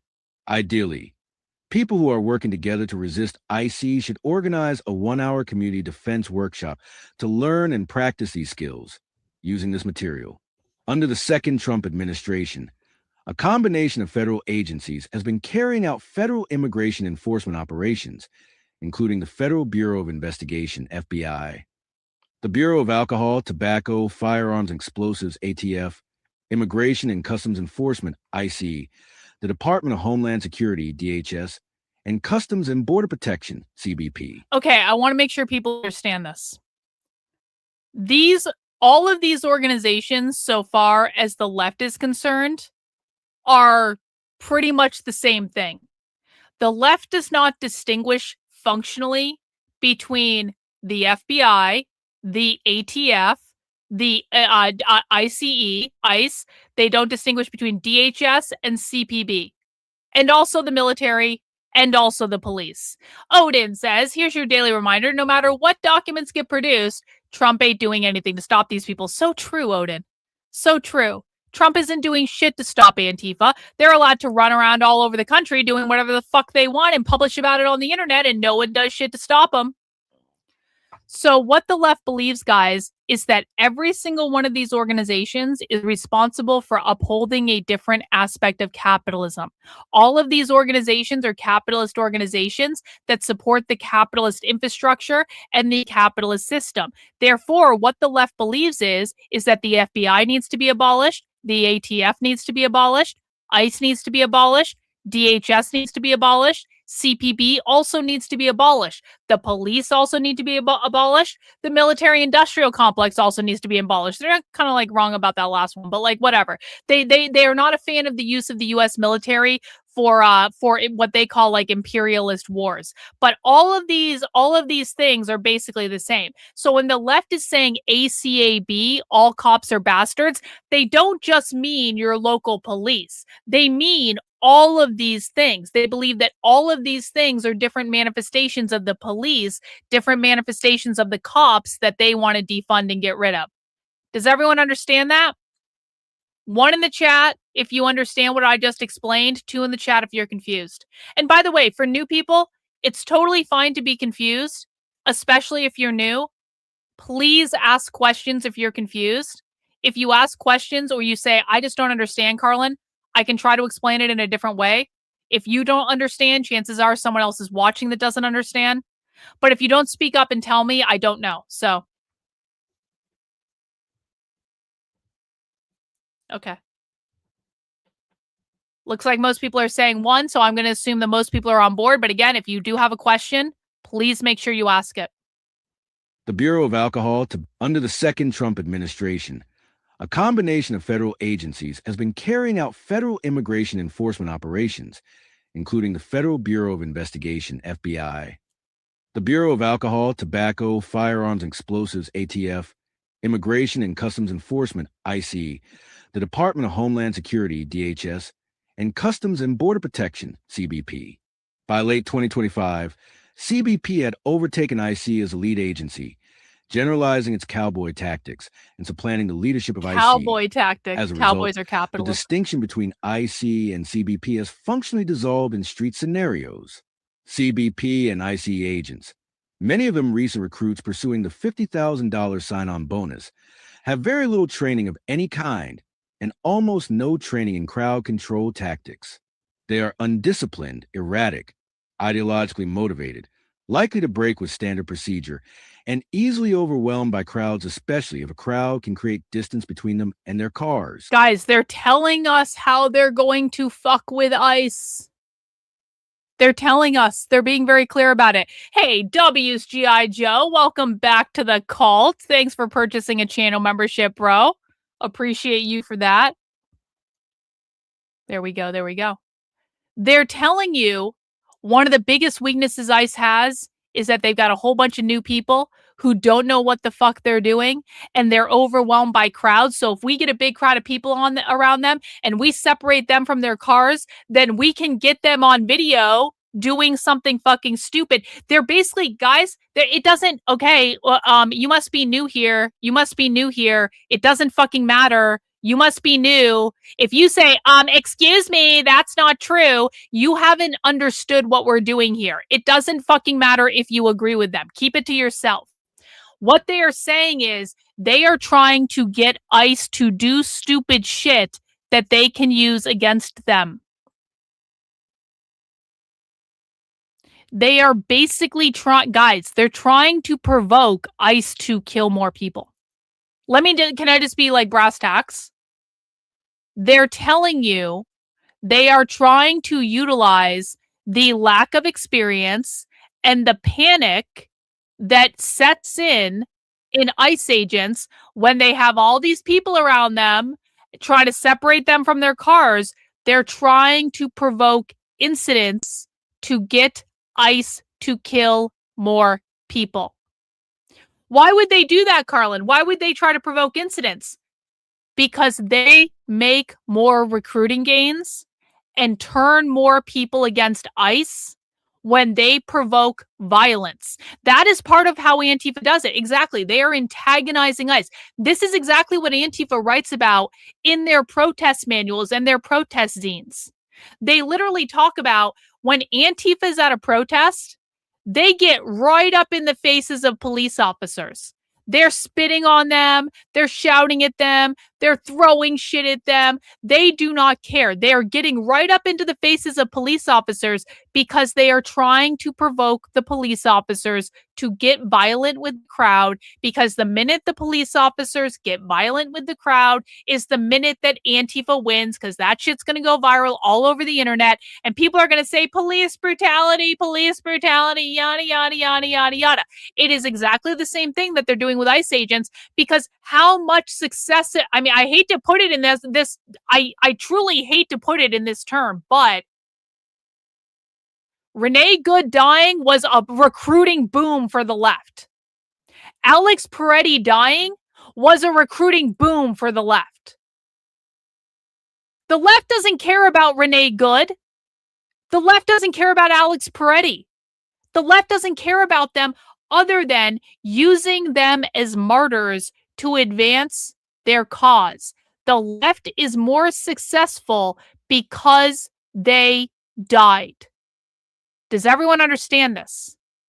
They are keenly aware of this. And they're saying to their people, we can exploit the fact that ICE are undisciplined, erratic, ideologically motivated, likely to break with standard procedure, and easily overwhelmed by crowds, especially if a crowd can create distance between them and their cars. And how do we know they're emphasizing that? They put it in bold in the fucking paragraph. Antifa doesn't usually put things in bold in the middle of a paragraph, guys. I read a lot of these documents. It is rare that something is going to be bolded in the middle of a paragraph. It's bolded in the middle of a paragraph because it's the most important fucking thing in this document.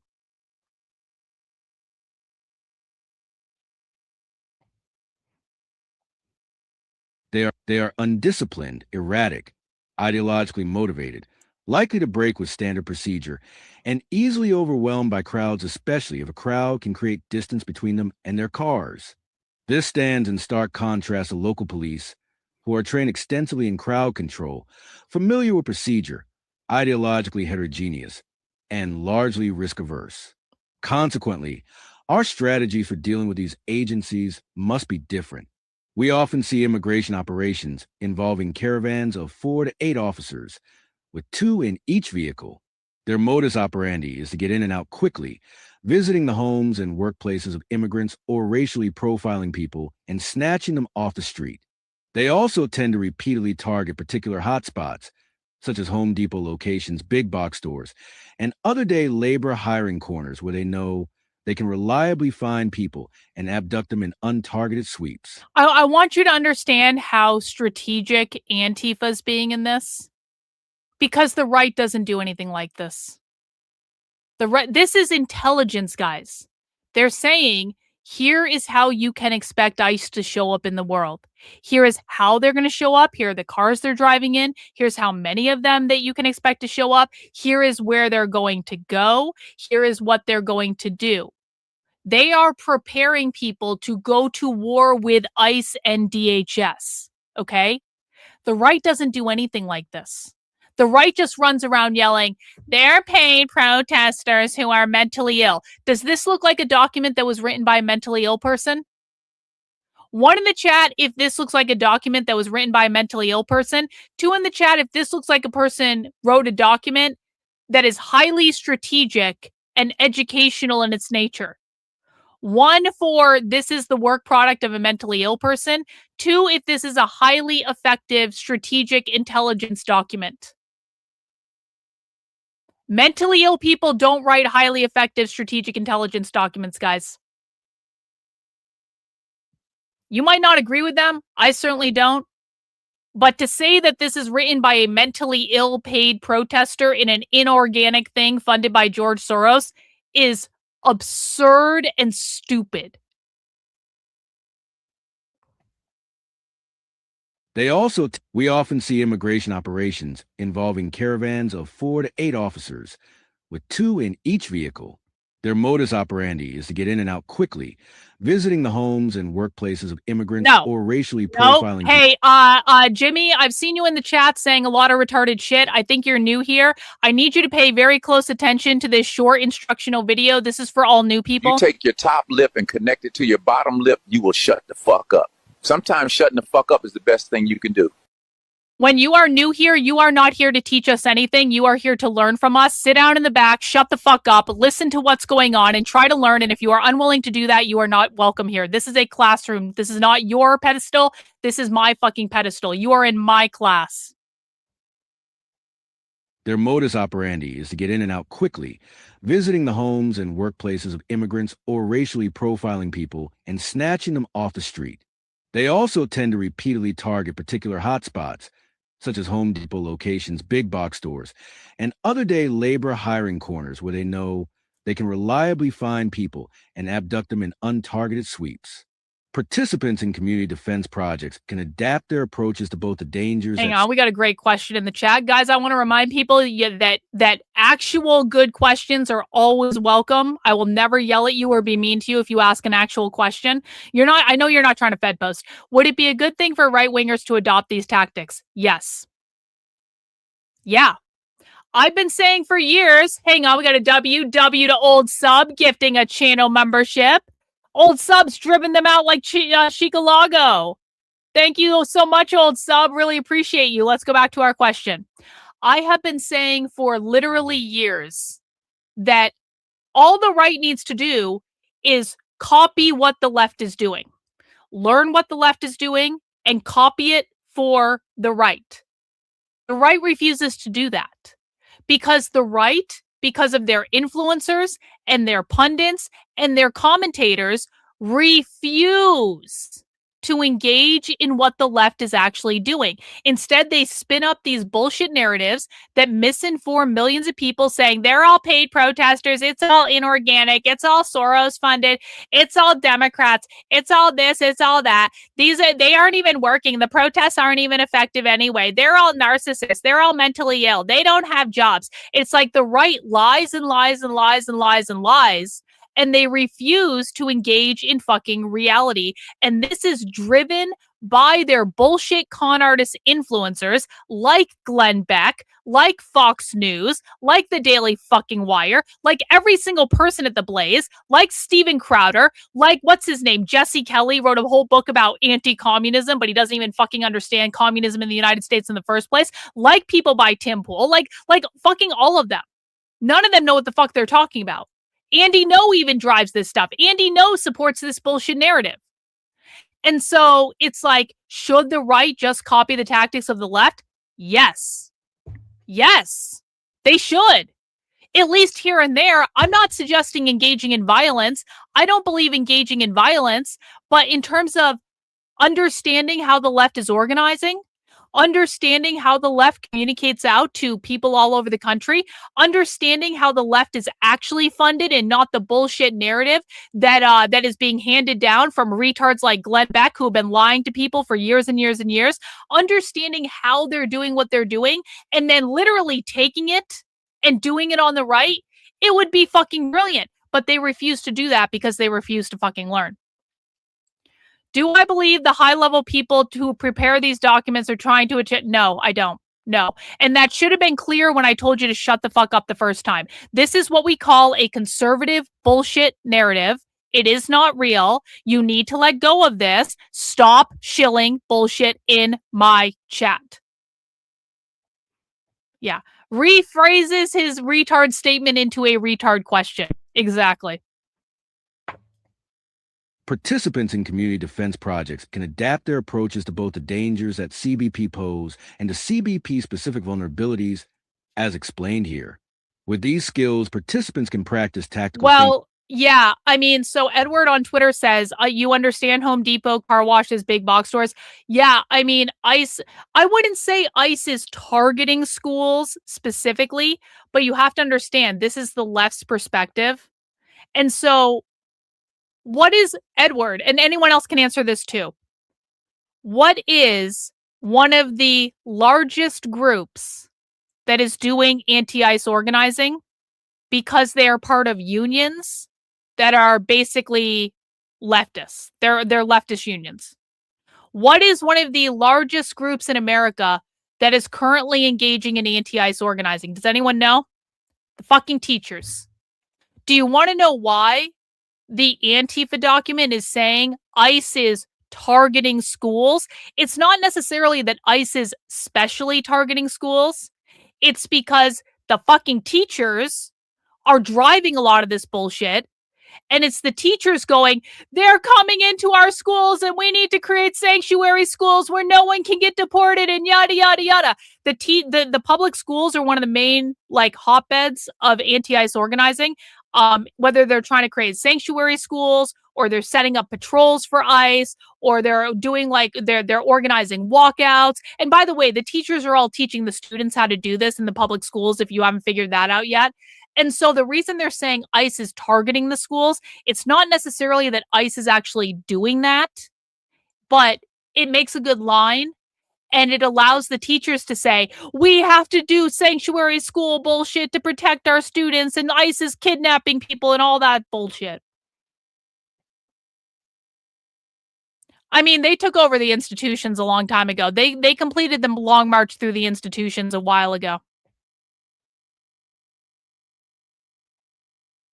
With these skills, participants can practice tactical thinking, real-time risk assessment, and collaboration in teams using diverse tactics and techniques. To practice these skills in a workshop, you will need at least 2 facilitators to verbally share this information and physically demonstrate the maneuvers to the group before everyone else pairs off to practice.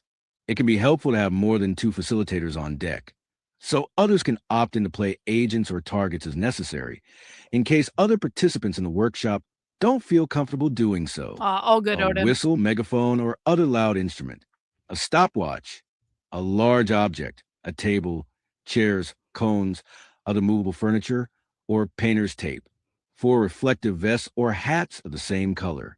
1 swarm.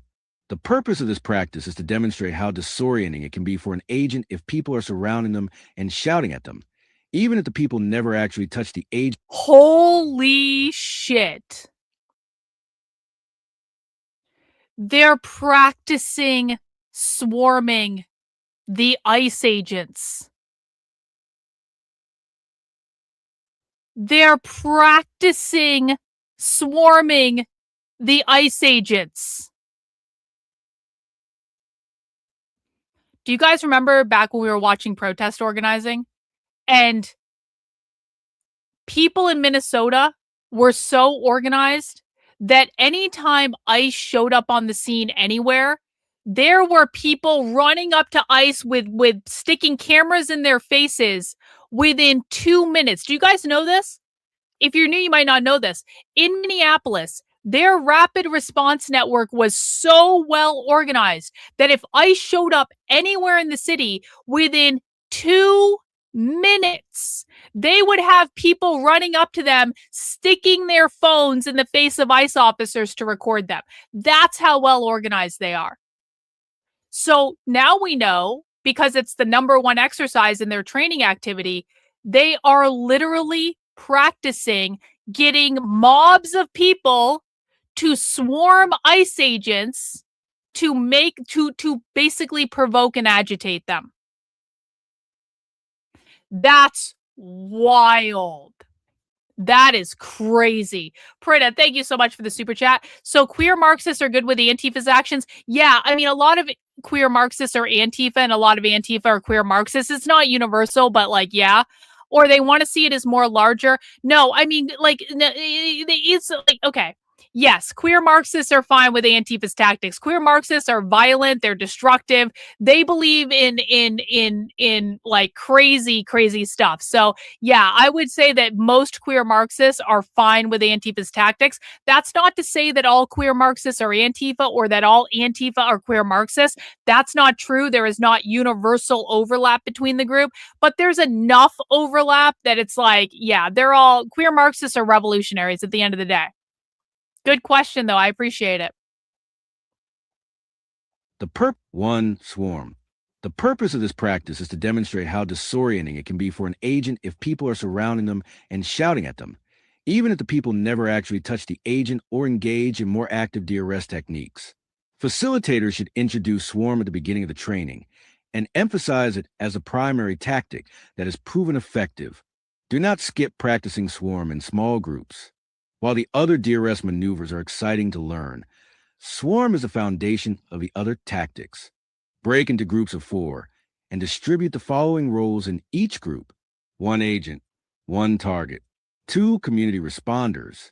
As the agent approaches the target, the responders should try to get in the way without touching them by shouting at the agent, creating visual and auditory distractions, surrounding the agent from different angles, so that they cannot keep both responders and the target in their field of vision at the same time. Bro.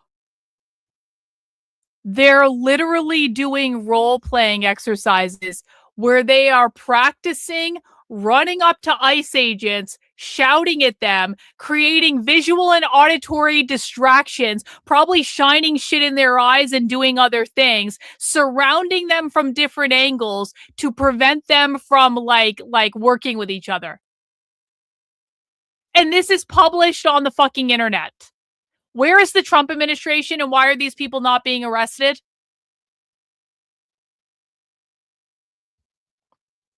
Surrounding the agent from different angles, so that they cannot keep both responders and the target in their field of vision at the same time. Generally, the responders practice creating chaos and encroaching on the agent space without making physical contact. Wow. Even absent other techniques. The responders practice creating chaos. Their explicit goal is to create chaos. Even absent, generally, the responders practice creating chaos and encroaching on the agent space without making physical contact. Even absent other techniques, swarming creates a chaotic and disorienting experience that makes it more likely for the agents to withdraw and builds participants' comfort in engaging in different types of intervention to try to stop a kidnapping rather than simply remaining at a distance and documenting. For many, this could be the first time they've experienced shouting at another person. Hang on. There's something going on with Status Quo News. They're at some protest in Brooklyn. Thank you for the breaking news update. Let's just tune in real quick to Status Quo, see what's going on. Protest coverage. Whoa, look at all the Antifa. Breaking. Pro-Palestinian protesters clash with Zionists at stolen land sale. I love everybody. Leave the European settlers alone. Let's go over there and attack the area. Look at all the Antifa. Holy shit.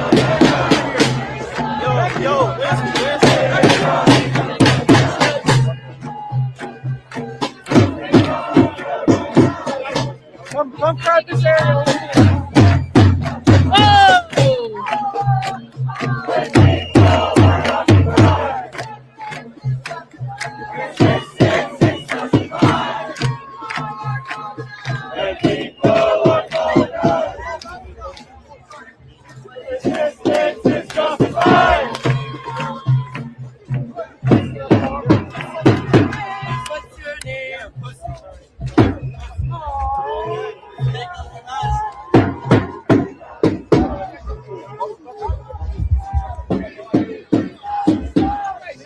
All right, give me a second, everyone. I got to adjust my equipment. Make sure I'm set up. Okay, guys, here's what we're going to do. Here is what we're going to do. I am going to put the protest coverage. Oh, I didn't mean to do that.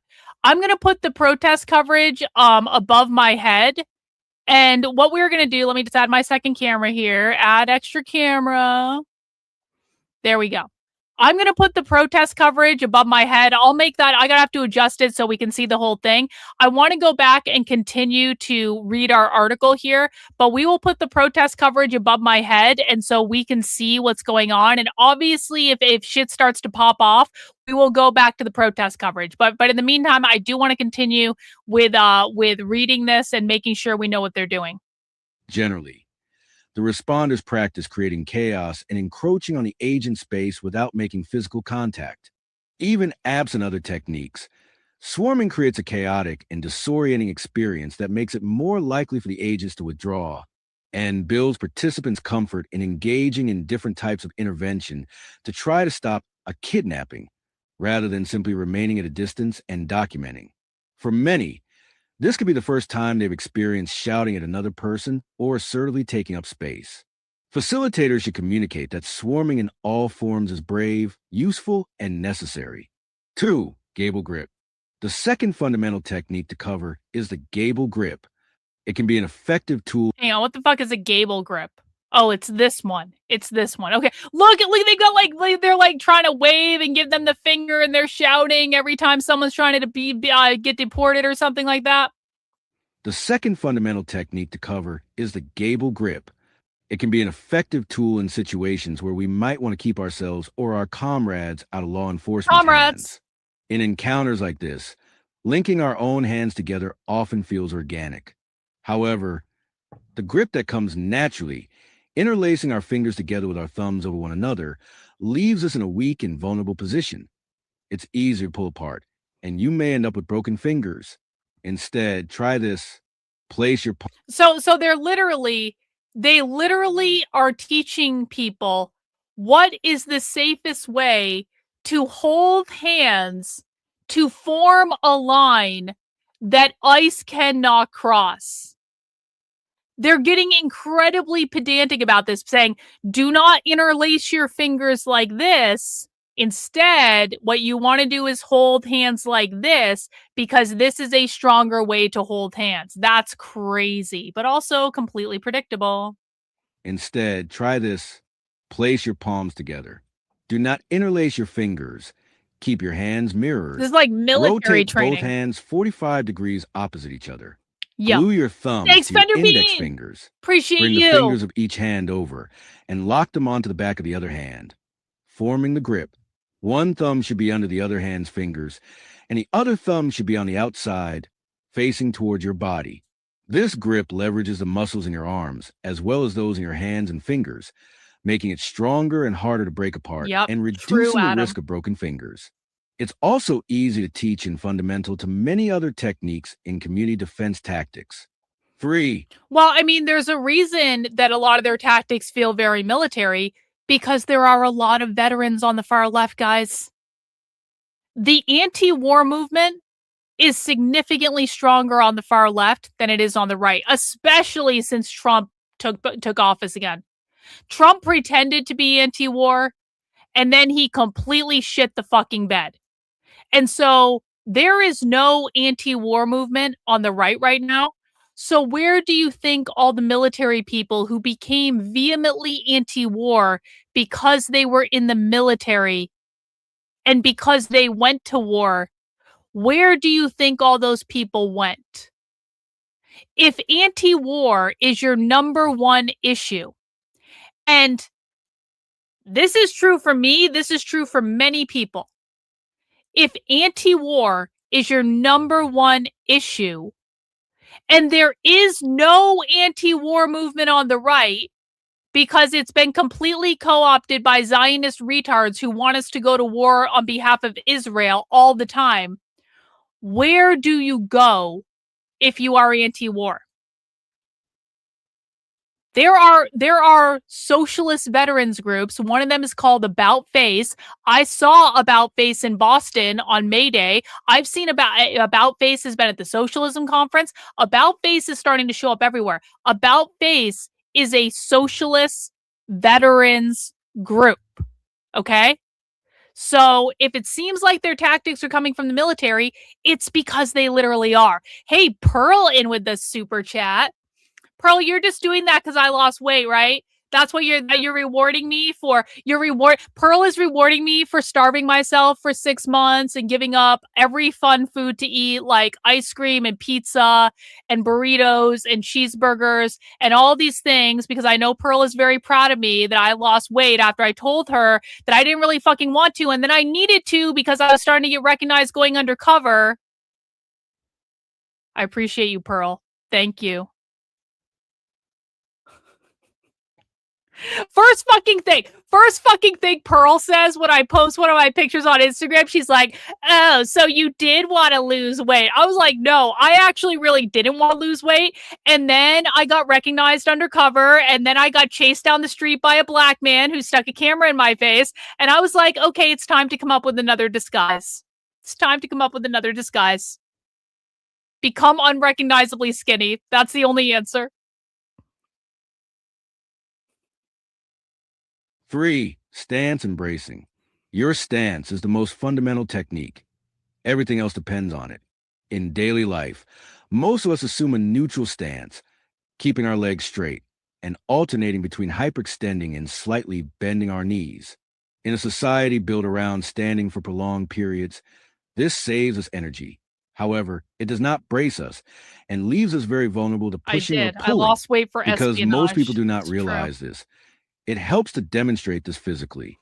Instead of standing straight, try this.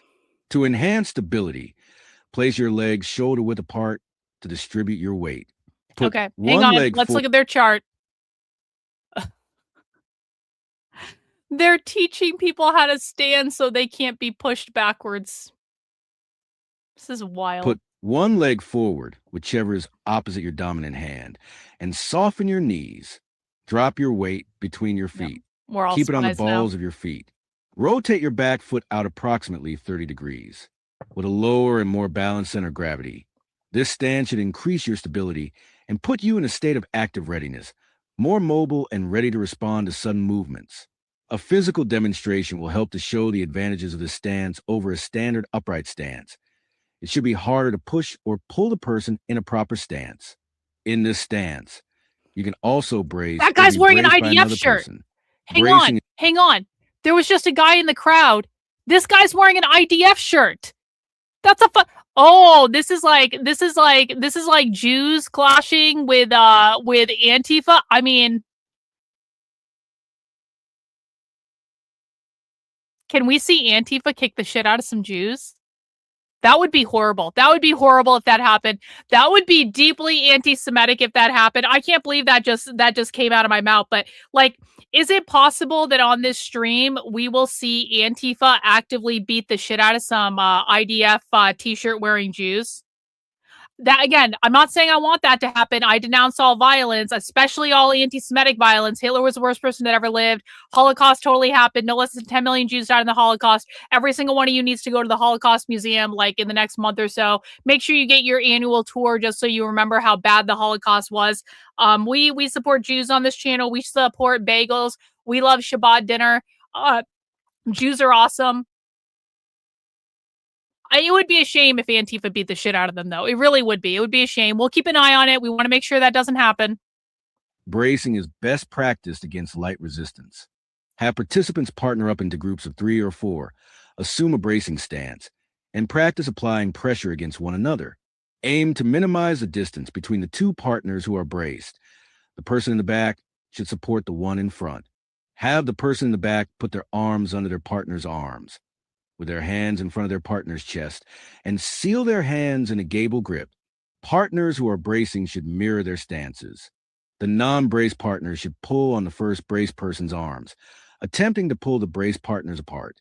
Start with unidirectional pressure and gradually move towards more erratic movement, moving back and forth, while remaining braced. This is also the stance to use when bracing with shields, should that prove useful. Yo, However, sub, in W, most street thanks, bro. situations, fluidity is key, especially when dealing with a... Guys, I just want to remind you that we still have 40 more channel memberships to hit our goal for today. I know it's a lofty goal, but I feel like we can do it. If you're learning stuff, please feel free to chip in before the end of the stream. I would appreciate it. Looks like we'll have a little extra time to do some protest coverage, which is awesome. However, in most street situations, fluidity is key, especially when dealing with erratic and inexperienced agents. In these situations, committing yourself to a defensive position should be a last resort tactic. Start by creating commotion and staying mobile. There are times when it may become unwise to remain braced. If you are bracing with a partner, make sure you are attentive to what the other person wants. If they want to get out, let them. 4. Human chain. In some... Alex in with the 5 channel memberships. W's, Alex. Thank you so much for the gifted channel memberships. In some... This is in bold too, so why is this in bold? Okay, we're talking about creating a human chain. It looks like, you have people with linked arms and then there's people behind them hugging them. But this is important because it's in bold. 4. Human chain. In some circumstances, Yeah, we do have a long night, true. It may be useful to form a human chain or blockade line to block law enforcement, whether protect the entrances of a building that agents are trying to enter, to prevent agents from reaching a person they are pursuing, or to block a vehicle, though ICE and CBP are much more likely to keep driving and run people over than most cops. While a human chain with bracing offers some protection against being grabbed and can impede agents, it will not protect people from less lethal munitions or other weapons. In action settings, it can be combined with other defenses, such as shields or umbrellas to protect from munitions. The human chain combines... Okay, I want to emphasize this. They are anticipating the police using less lethal munitions on them. They're anticipating this stuff, guys. They're training for the less lethal munitions. The human chain combines stance, grip, and bracing. Try it. Form 2 rows. The first row of people link arms at their elbows, gable gripping their own hands. Keep the stance discussed previously. The second row braces the first row of people. Match your legs to the person in front of you that you are bracing. Minimize the distance between the 2 of you. Trainers and other participants can pretend to be law The enforcement and collective. attempt to pull someone from a human chain or to push through it. Test out how much of a difference it makes to add an additional row of people bracing those in the front of the chain. Be aware that those on the edges of the human Ooh, what's going chain on? will be most vulnerable. People sometimes default to forming a human chain when this does not make sense, for example, Jews real in mad. situations in Hang which on, the hang line on, hang on. I gotta see what's going on. The Jews are mad, guys. The Jews are mad. What's happening?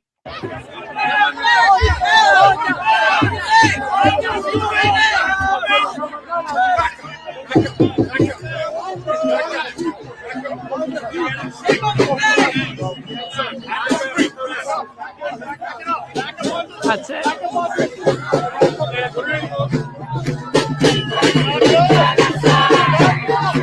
Look at the triangle. Triangle.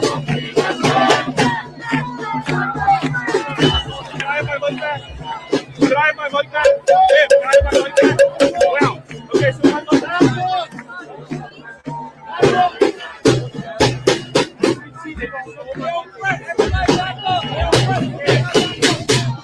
Pretty sure this is in New York City, but I could be wrong. Could be wrong.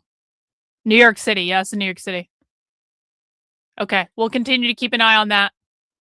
People sometimes default to forming a human chain when this does not make sense, for example, in situations in which the line actually blocks people. That was red, I think. Trapping them between the line of demonstrators and law enforcement, or preventing those who need to flank law enforcement from reaching them.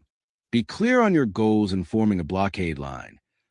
Remain aware where the line is positioned relative to other people and what role it is serving. 5. Practice scenarios.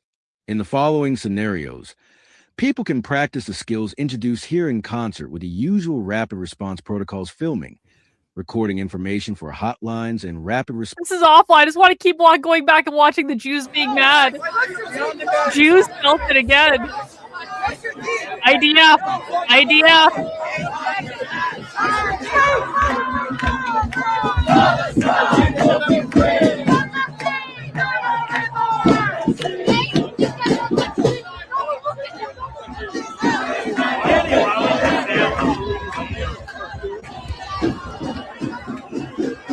Every time I come over here, it calms back down. Okay, we're back here. In the following scenarios, Sorry to keep going back people and can forth. practice the skills introduced here in concert with the usual rapid response protocols: filming, recording information for hotlines and rapid response networks, providing information about legal rights, writing down the target's information to contact their loved ones, and the like.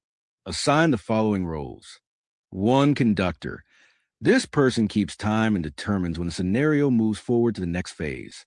They should be equipped with a whistle or similar tool. For agents, these people should be large and strong. Give them all matching vests or hats. Optionally, give them squirt guns or other toy weapons. 1. Kidnapping target. This person will play the target of arrest. 2. Community responders. These people are the first on the scene. They must attempt to gather more people, provide support to the target, and assess ongoing risk. Everyone else, responding community members, who will enter the scene gradually.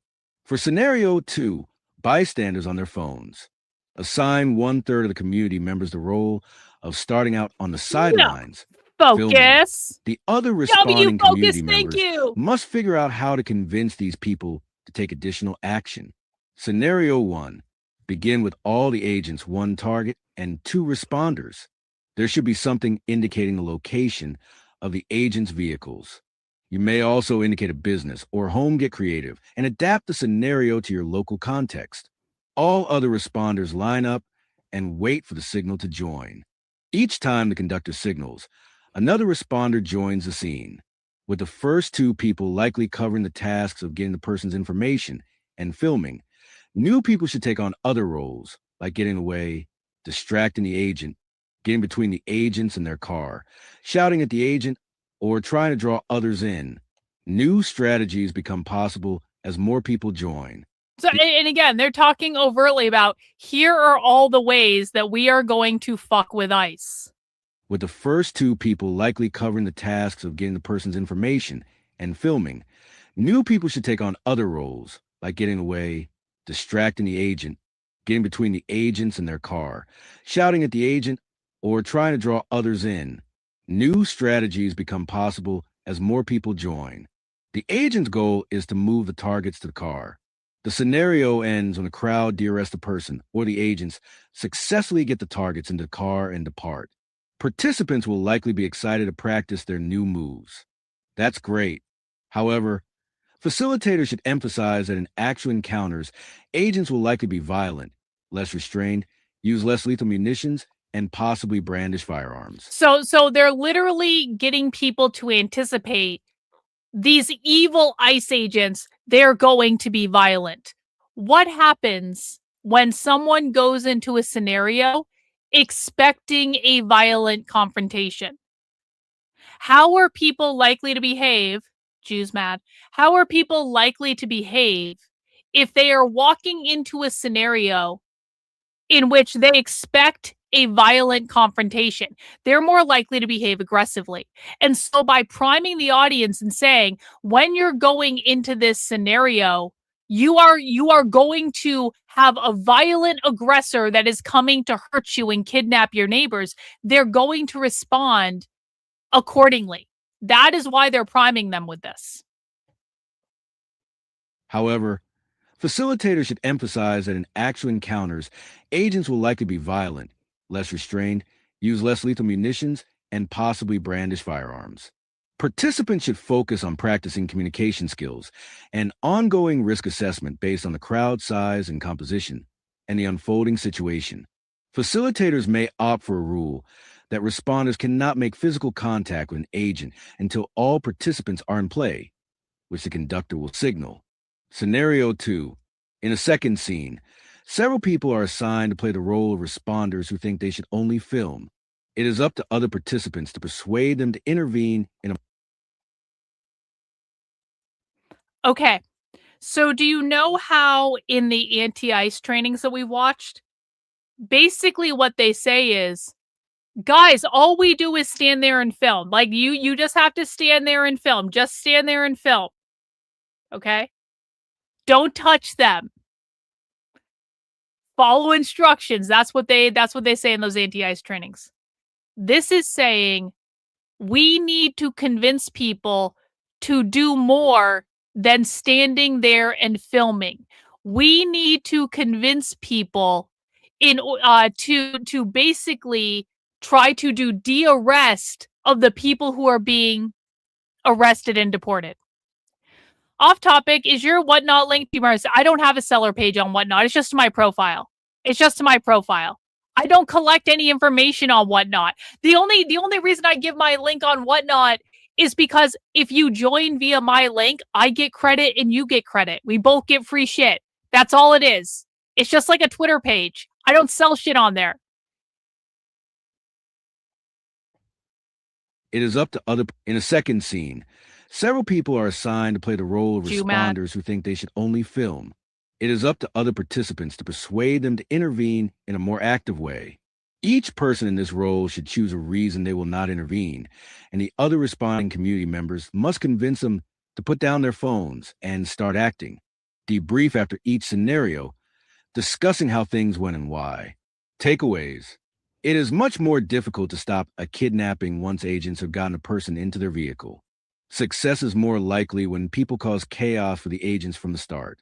This also makes it more difficult for agents to target additional people.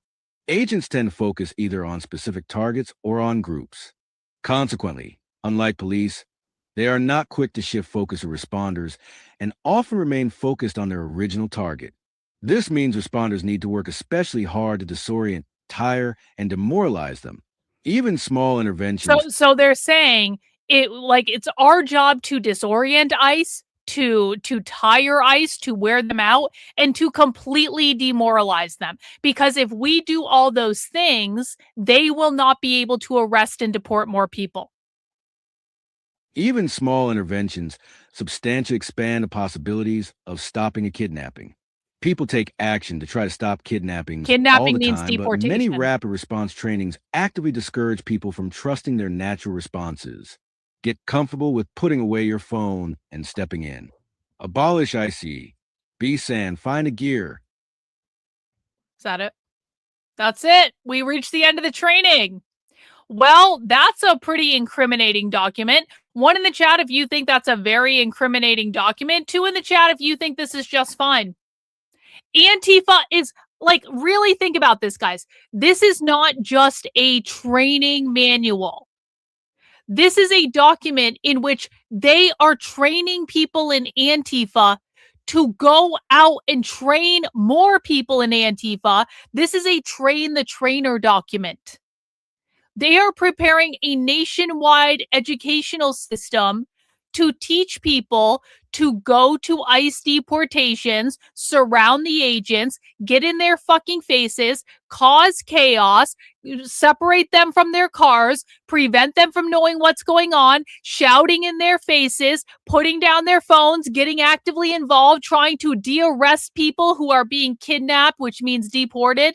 Like, this is a document on a public fucking website that got published a couple days ago that is literally training Antifa all over the country how to actively and violently and physically obstruct deportations and the operations of ICE.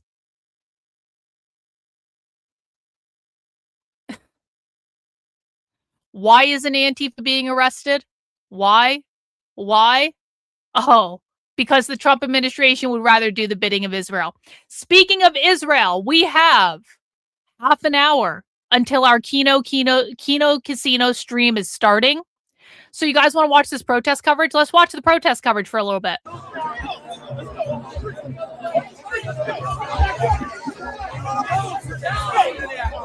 BG on the scene.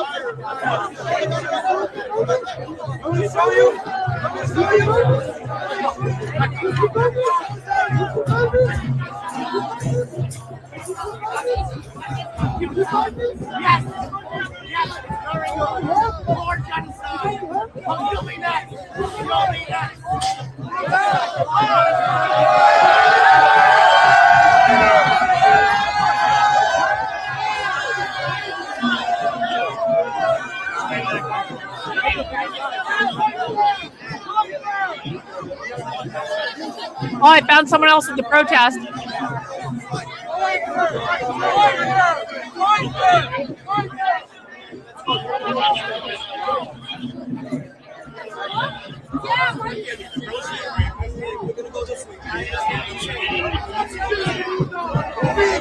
Got another angle up there.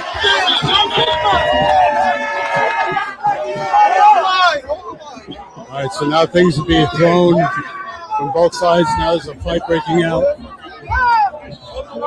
Oops, sorry.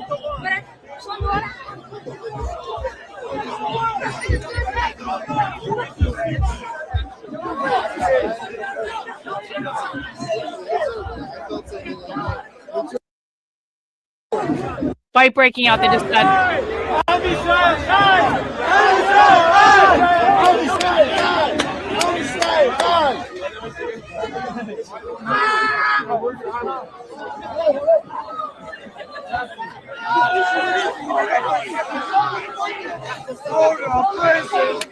Yo, old sub! Actually, I was just going to remind people, old sub. W's in the chat for old sub sailor. Hang on. I gotta fix the volume issue on my thing. Hang on. I can hear stuff you guys can't hear. Okay, now we can. Now I can hear myself think. Thank you, old sub. I appreciate you. Guys, we still have like 33 more channel memberships to bring in to meet the goal today.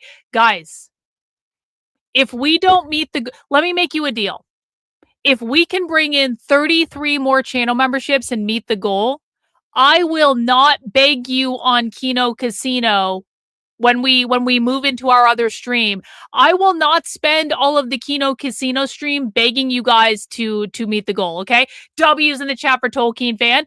But if we do not meet the goal, I will periodically pause the Kino Casino stream and turn off the sound so that you guys can't hear it until we meet the fucking goal, okay? So can we please, in the next 20 minutes, get another 32 channel memberships? That would be fucking rad. Can we just meet the goal before the end of the stream? Duchess Squirrel, thank you so much. And if we meet the goal before the end of the stream, getting us up to 69, nice Duchess. If we meet the goal, I will not carry the ask into the next stream. That is my promise to you. Thank you, Smith. I will do that, W. Smith.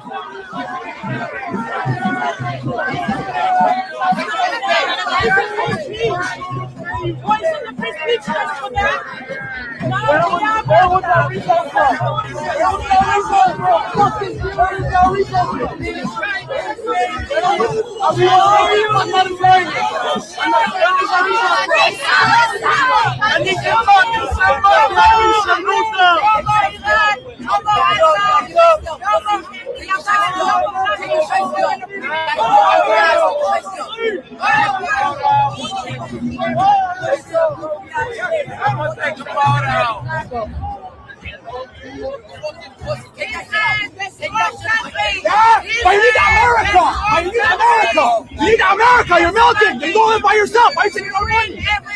You need what? Why are you taking our money? What are you taking our money? Where are you taking money? America first, Israel first! Why are you doing what you take a step? Time to take a step. Everything else. Go to Palestine, help them build it. And you guys gonna all go to the heavens the same way we will if it starts. And it will start. Because all of you. Open your face, I cannot hear you.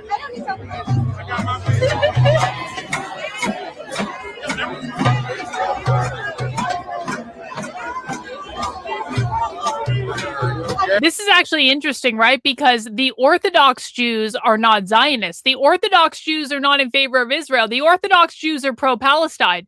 So we literally have some Antifa plus Orthodox Jews protesting the Zionist Jews.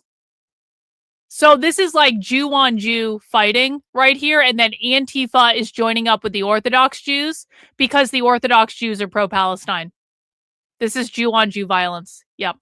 That's what's going on. Well, you know, they do play both sides. And so I think this is actually probably a pretty stark demonstration of Jews literally on both sides of the issue.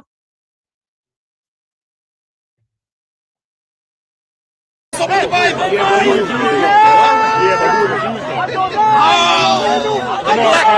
Hebrew. Thank you. The Black Hebrews. You're right. Appreciate you, Mike. The Black Hebrews. Sure. Appreciate you, Mike. It says in the Bible. Appreciate you, Mike. God gave it to the Jews. As long as we know who the Jewish people are, I appreciate you, Mike. Don't get it twisted. Right, I appreciate you, Mike. Y'all can continue. You live in the Bible, yes or no? One thing about it is we all got to die and face God at the end. Yo, what the fuck are they? Disavow golf. Disavow, but thank you for being a member of the channel for 4 months. I appreciate you for that. I disavow the content of your chat, though. Silly Cat W! Thank you. Guys, did you learn something with that other paper? Were people shocked by that last Antifa training paper we read? Because I'm going to be honest, I was pretty shocked they put all that stuff in writing. And I read this shit all the time. If you were impressed at the fact that Antifa is blatantly, openly talking about doing illegal shit on the internet, and I'm the only person to be covering this on the internet that I know of, I don't know of anyone else covering the content I cover. If you guys are appreciative of the fact that I'm showing you this stuff and breaking it down, please donate some channel memberships so we can meet the channel membership goal. I don't want to have to keep asking, guys. Please don't make me keep asking. I just want to meet the goal. Can we just meet the goal before the end of the stream? That would be awesome. I was confused by Queers for Palestine before this stream. I thought chickens for KFC until you taught us earlier. It's not even close to the mark. See? It's kind of like when you understand what the left believes, when you understand the language, you understand how the left is incredibly consistent. They are not stupid. They are incredibly, incredibly, incredibly consistent. And you just have to understand what the language means in order to get that. I appreciate you saying that. The aim is to know. The aim is to know.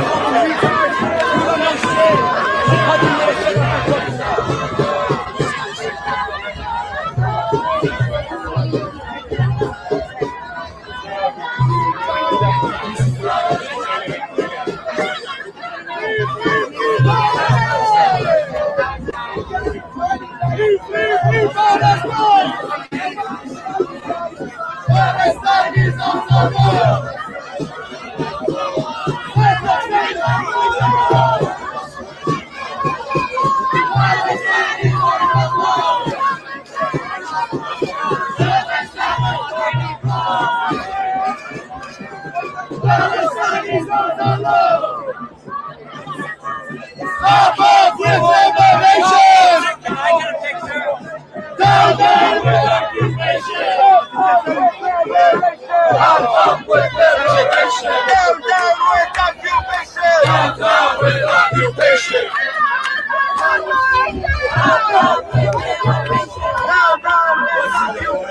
We are standing at Flatbush, Brooklyn, New York. This is ridiculous what's going on. We are seeing here, while there is a land sale event taking place here in the synagogue, and again in the synagogue. Why in the synagogue? This is misusing the Jewish religion to somehow cover up all these crimes. But listen what's happening here. We have ignorant people here.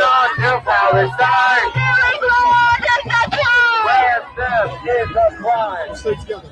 All right, they're moving, so we're going to move with them. We'll get back to the interview with Rabbi Feldman.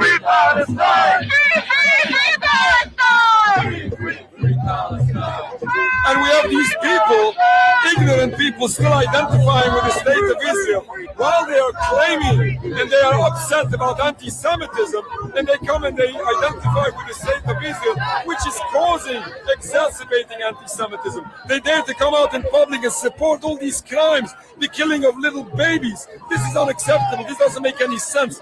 How ignorant people can be, and still, after we have a world waking up, and still they are living in an illusion.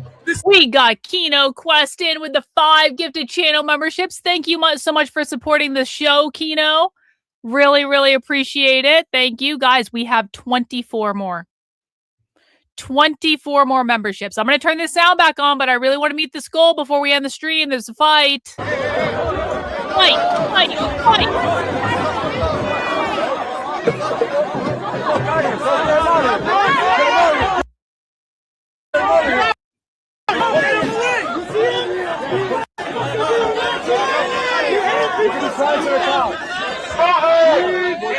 Don't get mad! Tell me you don't get mad. Thank you, bro. You rock.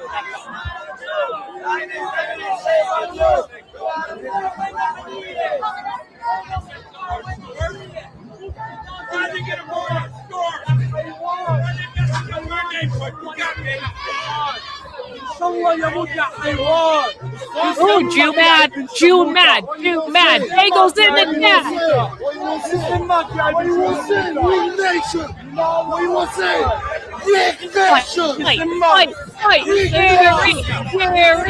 Gary.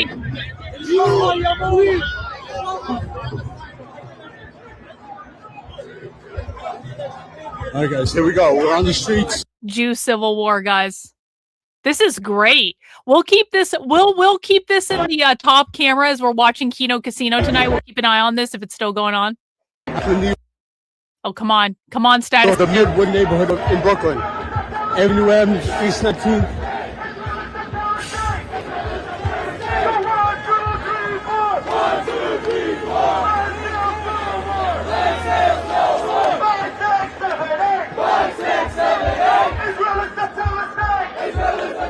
Israel is a terrorist state. Oh no, the anti-Semitism, guys. Anti-Semitism. Disavow.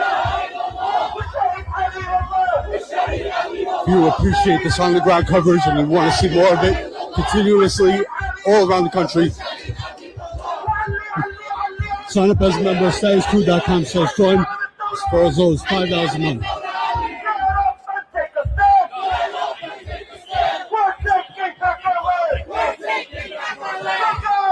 We're taking back our land.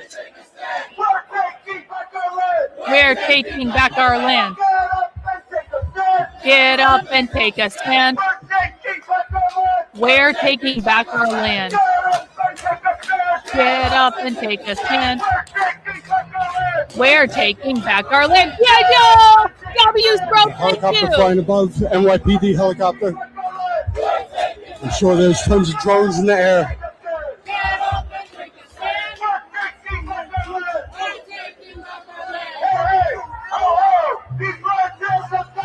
Hey, hey, ho, ho. The Zionists have got to go. All right, the protesters are taking the streets now.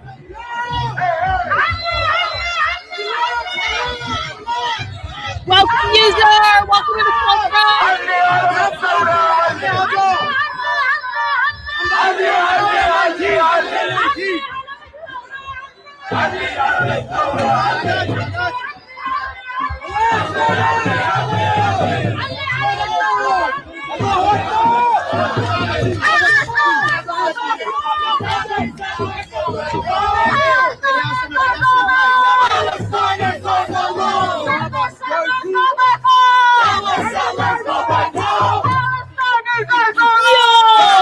Yo! User! Not only did user just join the cult themselves, I don't want to assume your gender, gifting out 10 gifted channel memberships. W's to user. Thank you so much for gifting the community. We really appreciate that. Guys, we need 7 more channel memberships to meet the goal. 7. We are so close. Can we cross that finish line, guys? I'm going to end the stream in about 10 minutes and we're going to start up the Kino Casino stream. Can we meet our goal in like the next 10 minutes? Or less?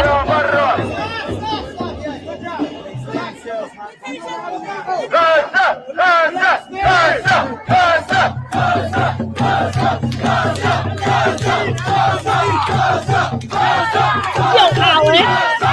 W's. Thank you, bro.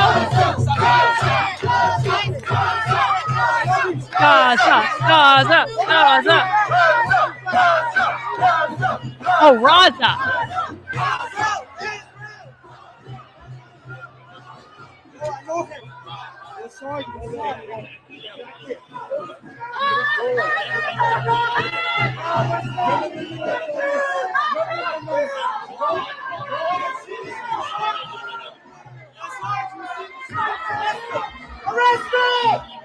Yo! We got Evelina over on Rumble. 5 gifted channel memberships. W's to Evelina over on Rumble. Thank you. Guys, we need one more. One more. I need one more membership to meet the goal today. One more, guys. Who is going to be the hero that puts us over the top? What hero is going to come in with that? I didn't even do the numbers right. What hero is going to come in? Now that we have 99, there we go. What hero is going to come in with one more channel membership to help us meet that goal? Someone's going to be a hero today. Who is it? I know someone's going to do it. Yo, Lord of the Ree! Lord of the Ree! He did it. He's the hero. Old Sub gets us a +1 just in case. Old Sub loves to be the hero. We got Sith over on Rumble with a 5. Thank you. Pritta's in there. Pritta's in there being a hero. Chicken Spawn's being a fucking hero. We got SH joining us, being a hero, joining the cult. Such a brave act. Thank you, guys. Look at that. Look at how quick. Look at how quick that went. We got. Oh, I missed G.I. Joe for. I even missed you, bro. I think. I think I did get yours. Sorry about that. We got Lord of the Ree. We got Old Sub, Pritta. We got SH becoming a member. We got Chicken Spawn. We got Derpy Dan. And look at all the heroes we have in our chat. Thank you guys for helping me meet the goal today. I really appreciate it. Let's watch a little bit more protest coverage before we switch over to the casino.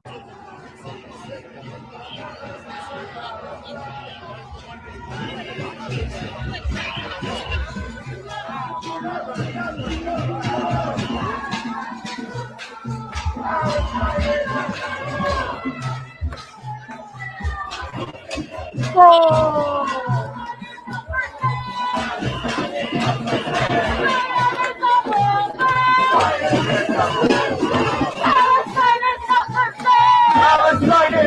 Rolling membership dollar. Oh. Yep. Adam, WTQ!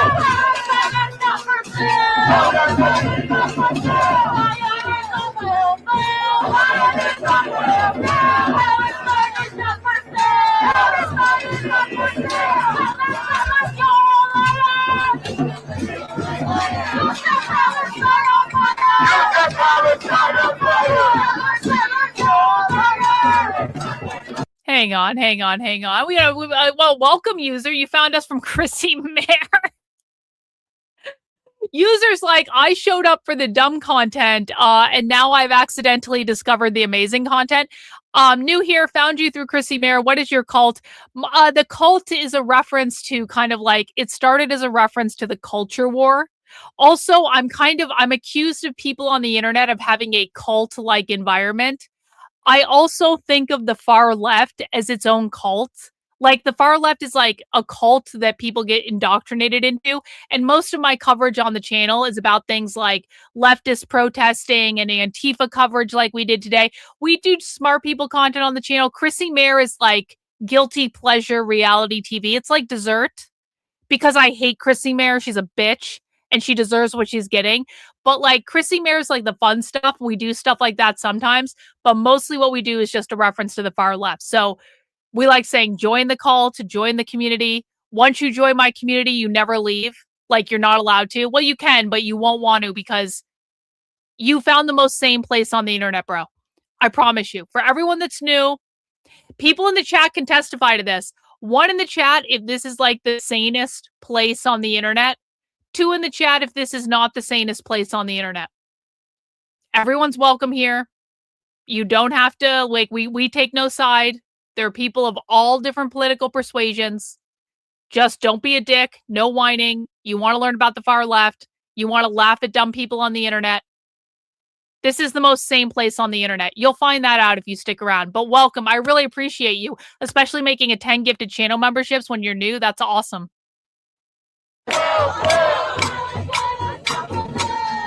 Welcome. Hey, thanks, Rich. I will.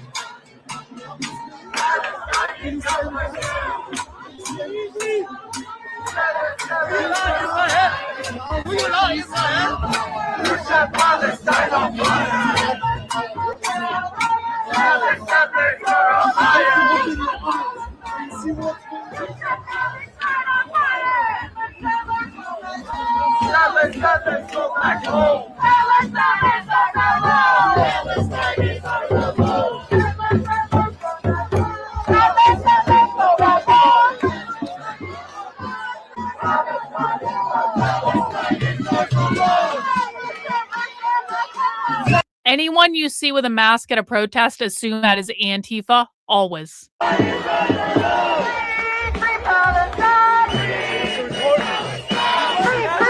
Especially if they are also dressed in black. If they are dressed in black and they are wearing a mask, they are almost certainly Antifa. Yo! Holy shit, bro. Seriously? $50 super chat as well? Not really into a cult personality, but your attitude is top. So I'll play along and see what you're all about. Are you going to watch the... Oh, yeah. What we're going to be doing is we're going to actually, I probably should wrap up this stream. Because yeah, I actually want to kick up the Kino Casino stream. So basically what we're going to do is we're going to shut down this stream. And what I'm going to do is we'll continue to watch protest coverage on the other stream. But let me put the URL in the chat for the stream we're going to do with the Kino Casino, just because I like keeping the content separate. We're going to shut down the smart stream about Antifa propaganda. We are going to be starting up our stream about Chrissy Mayer getting her ass handed to her in a way that she richly and sincerely deserves. And I'm going to enjoy every second of it. So thank you, user, for coming into our community. I'm going to tell you a secret, okay? We're not a real cult. You can leave if you want to. You don't have to be here. I swear to God. I am the worst cult leader in the history of humanity, but it's just kind of funny. It's just funny to say it. And it is true that once people find my content, they almost never leave. That is actually also true. Thank you for the super chat. Bubbly Funds. What is the snacks menu? I'm going to be having some crab tonight. I'm going to be having some crab meat with cocktail sauce. That's my snack. You guys have time to go get a snack as well. In fact, this is probably a perfect time to break. We're going to end this stream. Everyone's going to go take a bathroom break. Everyone's going to go get a snack. Everyone's going to go get your substance of choice, whether that be water or soda or booze or drugs or like whatever you want to do is fine. I don't judge. It's your fucking life. And we're going to regroup to watch what I think is probably going to be a Kino Casino for the books. So I want to thank, and Rumble, obviously I will be setting it up over on Rumble as well. I just need to end the current stream before we start that one. I took myself off the screen. That wasn't what I wanted at all. So we will continue to have the protest coverage as long as it's live on the Kino Casino stream. So don't worry about that. We won't be missing anything. And if something really happens, we'll be able to see that. I want to thank everyone who gave 107 new channel memberships today. You guys are the reason that I get to do this stuff. You guys are the reason that I can come on here and stream with you guys and talk about the far left and spend all my time researching this stuff. I really do appreciate it. Welcome to 107 new members of the channel. Thank you to everyone who sent in super chats or showed any form of support at all. I will see you at the Kino Casino stream in a couple minutes. Take care, guys. We'll see you.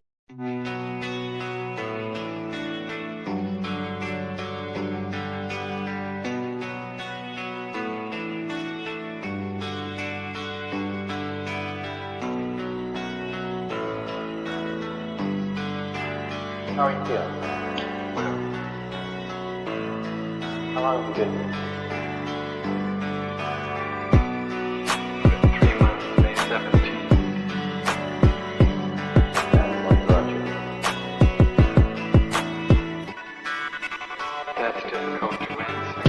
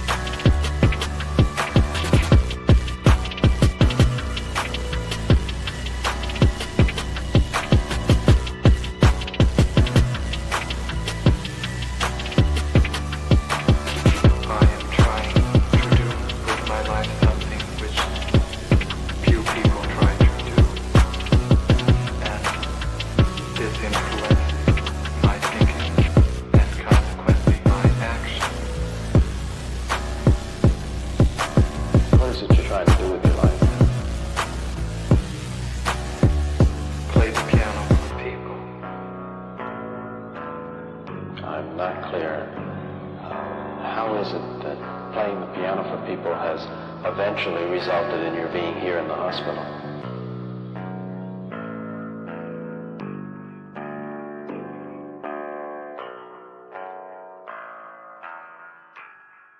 That's difficult to answer.